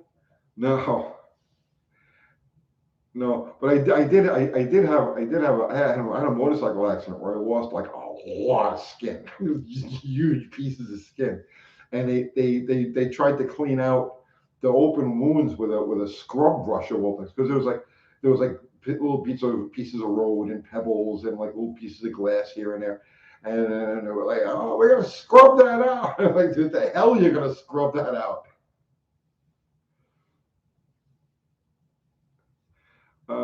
Vince Fletcher, did you at least get a tetanus shot? I don't do needles. I don't do needles. There is no force. There is nothing on earth I do not do needles. Period. The end. Dan's Garage. Didn't David V say something about? Thank you, by the way, Dan. Something about building a highly accurate diner you can build for $4,000 on a live. That's a price a lot of people could have. I completely forgot about that. I need to get a hold of him about that. Yes, that's a good. Kathy, you're watching this. Remind me to get a hold of David tomorrow, and we'll do a video or something on the $4,000 dyno. Mr. Will, what car did you bleed all over? And Mrs. Landy, there was a pool of blood. Like the seats have like it's a vinyl covered seat, right? So it has like divots, and there were literally pools of blood gathered up in the seat. Zero, yes sir. Fordov dying for 6 days, finally tapped. Had gangrene inside me. Oh Jesus! Still made it to my bro's wedding. I never felt sick before that. Gallbladder dying off. Oh shit, zero man. Well, you know what? I bet you it made you a better person, right? I mean, because I have faced certain death many times, right? I mean, I can't even remember this, right? Like I can't tell you how many times I was like, that's it, it's done, it's over, and then somehow or another it pulls. But it makes you a whole different human. You know what I'm saying? You have this whole different perspective on stuff. Everybody should have near-death experiences, and it just changes you. You have a whole different way of thinking of things, of doing things. Makes you a much richer, a much more well-rounded person.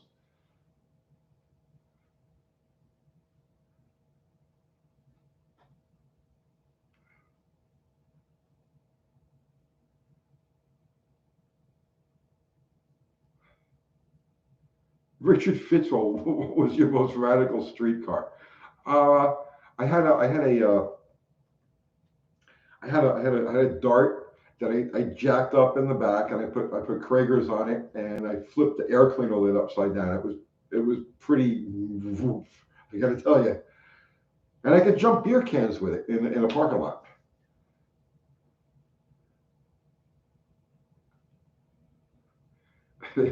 It's Tim Bisecci. I like how Kathy was going to hit you with an iron skillet. So I grew up being beaten with iron skillets, so it's no big deal.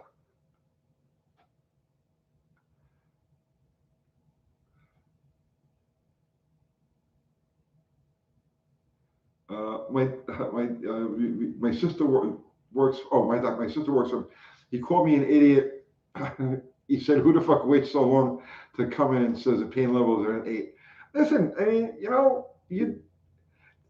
it's part of being a man is to tough it out. You know what I mean? You tough it out as much as you can. It's like a challenge, kind of. You know what I mean? It's like I'm there. I get it.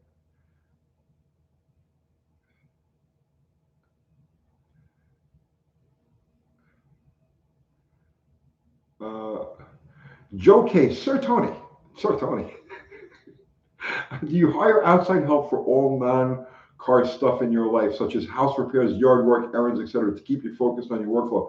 Bro, I am like when it comes to house stuff. I mean, no, Kathy does most of the house stuff. I'm lost. for me, it's like anything having to do with wood, anything having to do with like anything having to do with something that isn't a car or a motorcycle, right, is an overwhelming thing to me. And I understand, like I can relate, like when people non-car people are like, how do you do that? I don't understand how you can do that, right? Or when people think they're going to get involved with cars and they become overwhelmed because it's like, well, this isn't really what I imagined it would be. I can relate to those people. I can empathize with them because that's how I am with housework. It's just like the simplest thing. Spackle a hole in a wall. Well, I mean, shit. You might as well just ask me to land a monkey on Venus, right? Because that's about the same amount of effort in my mind as it takes to do. So, you know,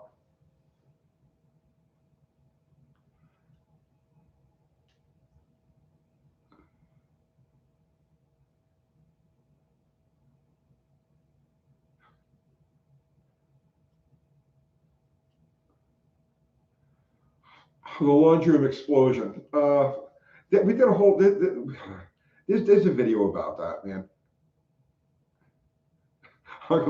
Yeah, Kathy says, I think it's amazing that I can rearrange furniture. I swear to God, we just had this conversation, right? We just had this conversation, her and I, the other day. It wasn't even a conversation, it was just, bantering. And she was like, she had moved furniture around. And I was like, I'm stupefied that furniture can get moved from one place to another. Like if you leave it to me, it was like I would buy one set of furniture and it would stay wherever I left it for the rest of my life. For as long as I lived, the furniture would never move because I can't fathom that somebody could actually move furniture. And she moves her refrigerator and she cleans behind the refrigerator. She moves the freaking stove out. She cleans behind the stove, and I'm like, no. I mean, no. It'd be easier for me to like send the monkey to Venus, on a rocket than it would be to do any of those things.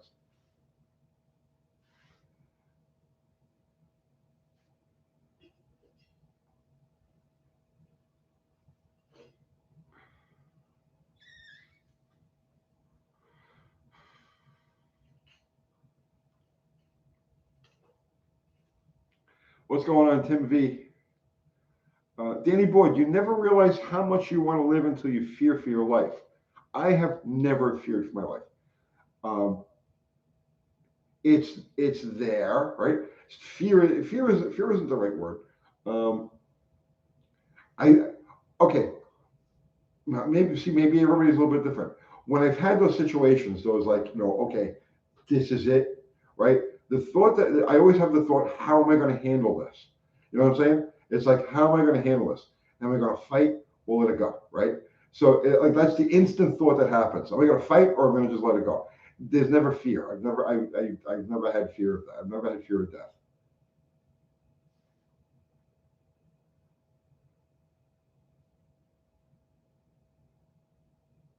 By the way, the answer is always fight. Antonia, Bottle Rocket is not ever going to run some full past numbers. So this channel is wasting my time. Talks big, but nothing happens. See ya. Bye, Antonia. I'll miss you so much.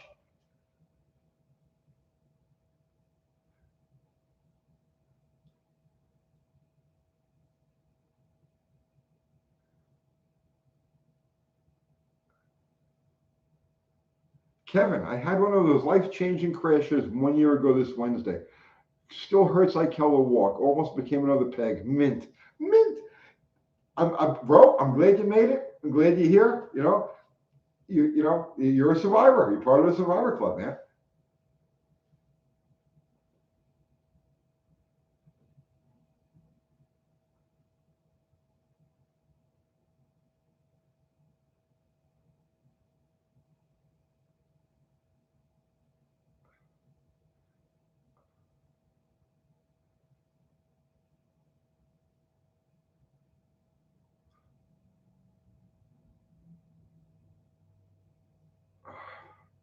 Oh, geez, we're coming up on.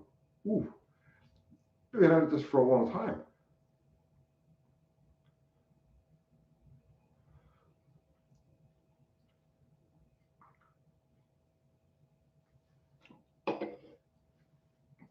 Robert Hunholtz. Hi from Starwood, Washington. Greetings, my brother. Yeah, Dakota, imagine a hater. What are the chances? What are the chances?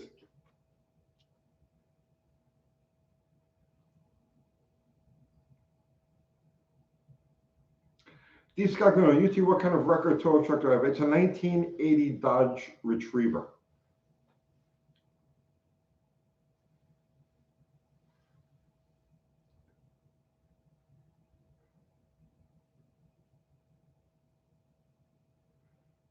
Dylan Lawson, hey Tony, my carburetor backfires when a full throttle. Do you know what could be causing it?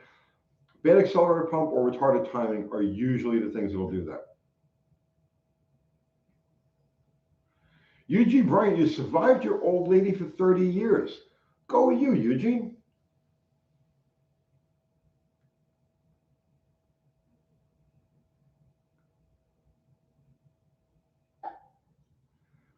Uh, Bankushi, I don't know if this question ever has been answered, but why a coffee shop?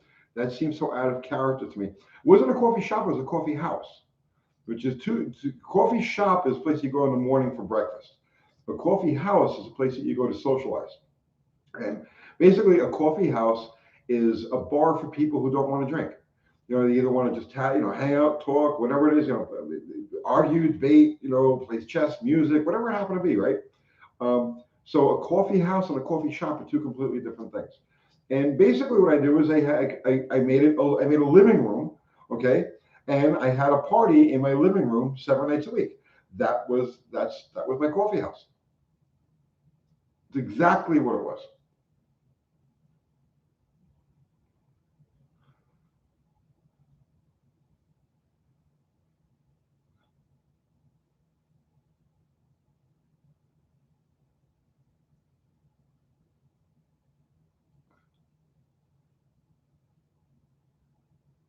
That's pretty cool. It was pretty cool. I enjoyed it. I really. I was in and out of the business for 12 years. We had one in New York. We had four of them here, and it was a blast. It was fun. I don't think I could do it again. I couldn't do it again. Uh, but I'm definitely glad that I did.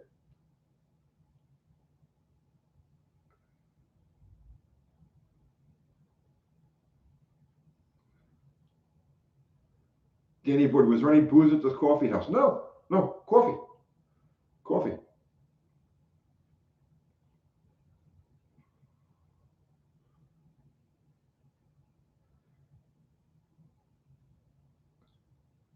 We would open at 6 o'clock at night and close at 2 in the morning.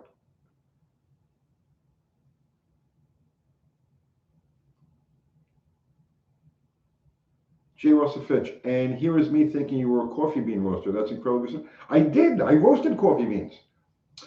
Not only did I roast coffee beans, but I did it in a homemade roaster. We used a converted bread. We used a converted bread maker and a heat gun, and I roasted coffee. And I wrote my coffee was as good as any commercial that you're going any commercial coffee as you're going to find.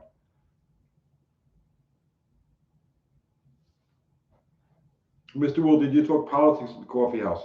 We had wars raging at the coffee house. Yes, absolutely.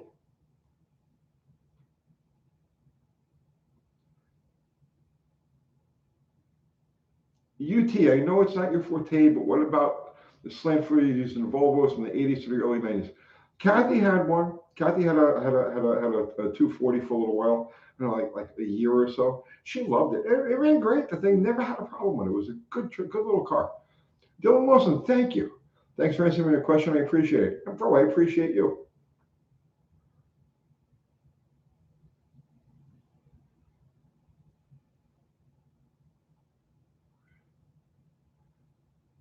Bruce W., where are you and Richard Waldner at the moment?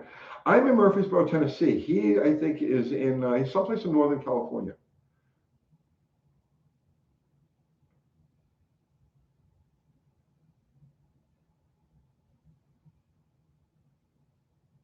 Roast coffee on top of a 440. Couldn't do it.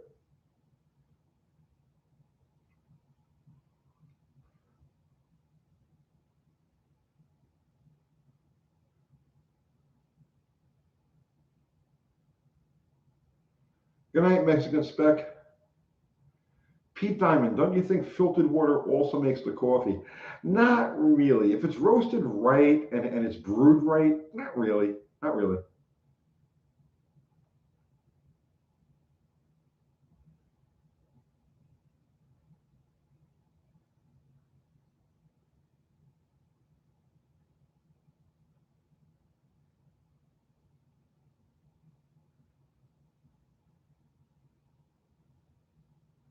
Do a live with Elon Musk. You know, he's a fascinating character. RC Top Fueler. Why no two-speed axles out there? They never caught on. I don't know why.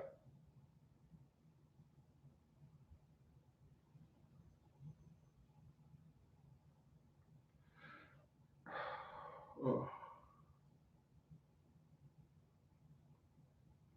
Multi-Man 78, they have roasted, we've roasted tin covered food on a hot engine. Yes, it's easy enough to cook or heat food on an engine, absolutely. But roasting coffee beans is different.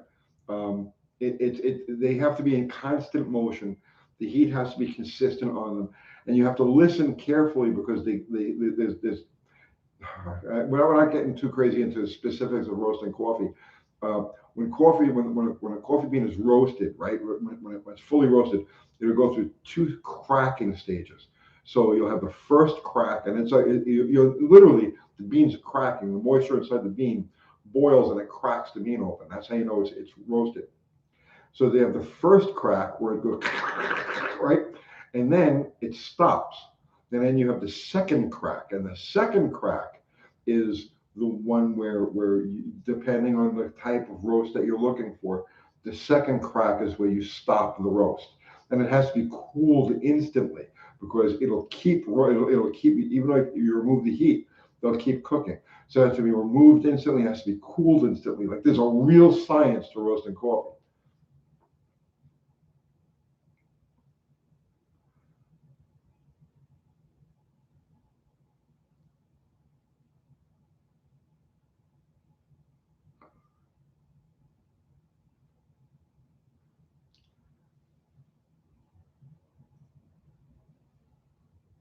Um, how did this interest start? What you got into it? You're talking about the coffee thing? Um, there were a number of factors, but the simplest, the shortest version of it was when I got away from drag racing in '98. Right, I was done. I was cold turkey and the whole bit. But now, what do you do with your life? Right, because up to that point, everything revolved around drag racing. The whole universe was drag racing. Right. Well, I mean, of course, I had my family, everything. I mean, my interests and so on and so forth. So when I went cold turkey with drag racing, I had to do something with myself. So first I started shooting pool, and I'd be out 7 nights a week shooting pool until the sun came up, right? And then I started hustling pool, right? And I didn't like that bar atmosphere. You know, I'm not a bar person. I don't like to be surrounded by alcoholics, right? So then a friend of mine had a cigar lounge and had he had coffee there also, and I liked the atmosphere there. And he says, "Hmm, I'm gonna do it my way," and so I did. So I opened a coffee house, and that was it. Did that on and off for oh God, on and off for 12 years.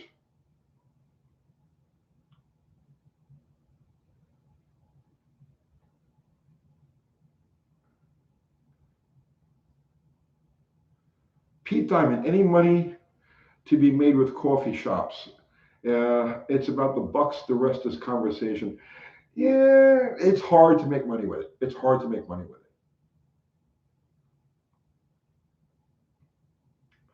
Uh, Quibus Chronicles by Chris. That's a neat name, man. Did you have a pool table in any of the coffee houses? No, I had a ping pong table in one of them, and it was great. We had these like ridiculous, like knockdown, drag out, all out, triple throwdown ping pong matches among the regulars that were just it was insane. Yeah, no, we had fun with that.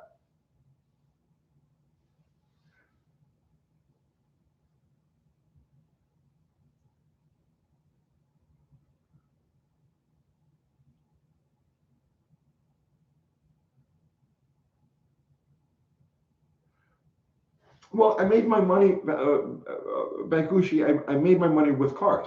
I worked on cars during the day. I ran a shop out of my house, so my bills were paid and everything was taken care of through my repair business, through the car business.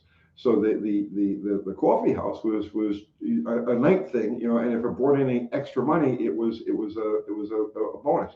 I did try it for a very short time as a full-time deal, where we were open 24 hours and went for breakfast and a lunch crew and a crowd and so on and so forth.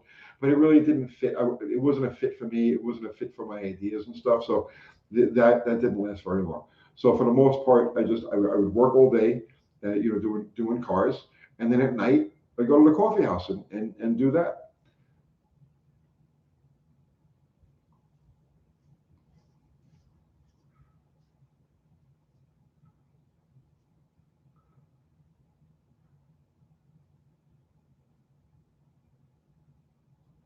The coffee house just get more customers for the repair business. Yeah, that's the truth.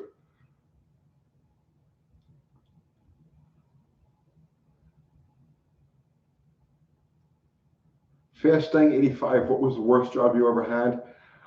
I mean, bro, aside from a couple of like menial jobs that I had when I was like a teenager, when um, I've always been self-employed. Like I worked for a Chrysler dealer for like 2 weeks.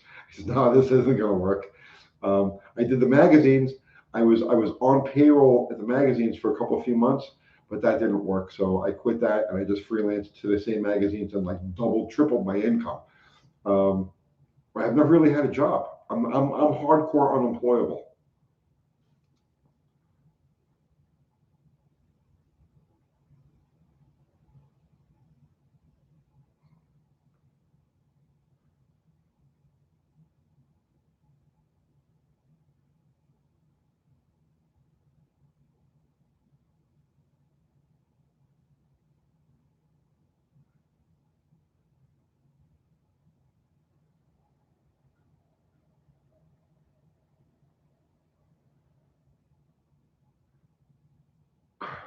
Ultra Kathy is really saying Kathy. She's been through a lot. I gotta tell you, she's been through a lot. She's seen a lot.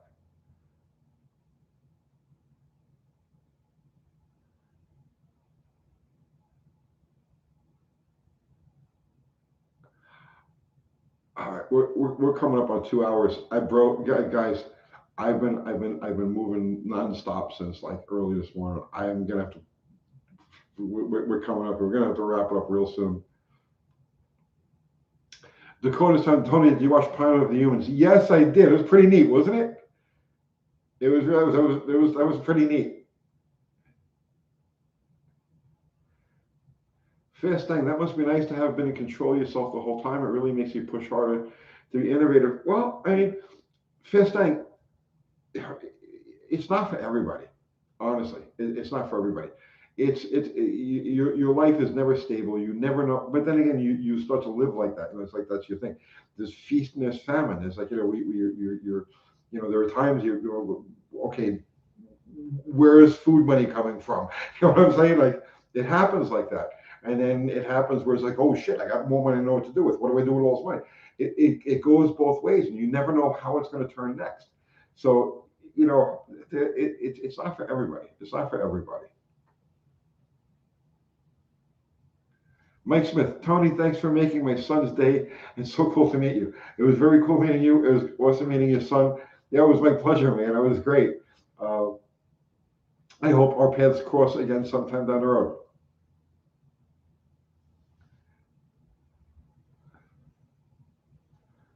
Dylan Lawson, hey Tony, I love the channel. Keep it. I will. Thank you. My son Sam wants to know what's your favorite car you own. That changes so often. That changes so often. Let's just say today it's Plan Z. Eric Dran, did Plan Z have a good run today? Plan Z had no good runs today, but it made runs and it came back in one piece. And I have some things to sort out with it. But it was first time out, and like I said, it came back in one piece, and that's enough. As far as I'm concerned, it's a win. Now we move forward and figure out how to make it run hard.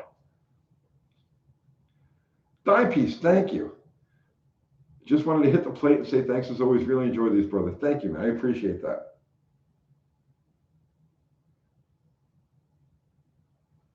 Jason Fish, sometimes you eat chicken and sometimes you eat feathers.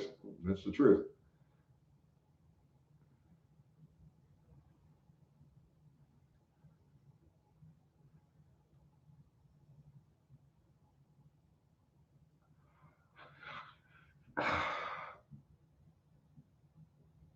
Your name can be here for 20 bucks. Hey, Tony, great to see you at Sykes. And I, I met so many people there today. I guess I don't remember. I'm terrible with names, right? But I met so many people there today, and I want you guys to know you really made my day. Normally, like I go to chat. I'm like a recluse, man. I don't want I go hide places. I don't I've always been like that. But yeah, meeting all of you guys today was just it was just great. Thank you all so much. You have no idea how much I appreciate that. People are like, oh, can you take a picture with us? And I'm like, that is the biggest honor I could possibly have. So, thank you all.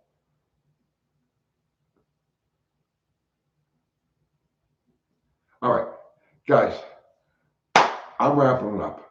So, everybody who we met at Sykes, awesome. Thank you, guys. Uh, my fantastic mods that are with me every freaking live. If I gotta do something special for you guys soon. I really do. I don't know what we're gonna do. We're gonna do something special for you. Ari, John, Zero, Fubar, in no particular order. You're fantastic. Everybody who contributed with Super Chat, thank you so much. It keeps the bills paid. It keeps us doing this stuff. We couldn't do it without you. And as far as everybody who contributed just for conversation. This isn't just about the money. The money is a nice bonus. You know what I'm saying, when we do these lives, but we had so many people diving here just to throw some stuff out there. Even the trolls, I get a kick out of the trolls. I know a lot of people get pissed off at the trolls. I know John especially. He's like, squash the trolls. All you guys are right on the trolls. I don't like the trolls. I get a kick out of them. They drive Kathy crazy. I know they drive you guys crazy, but I love them.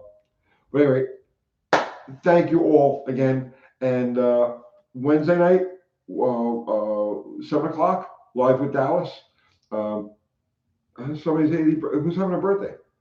Happy birthday to whoever's having a birthday. I didn't see that. David Coe.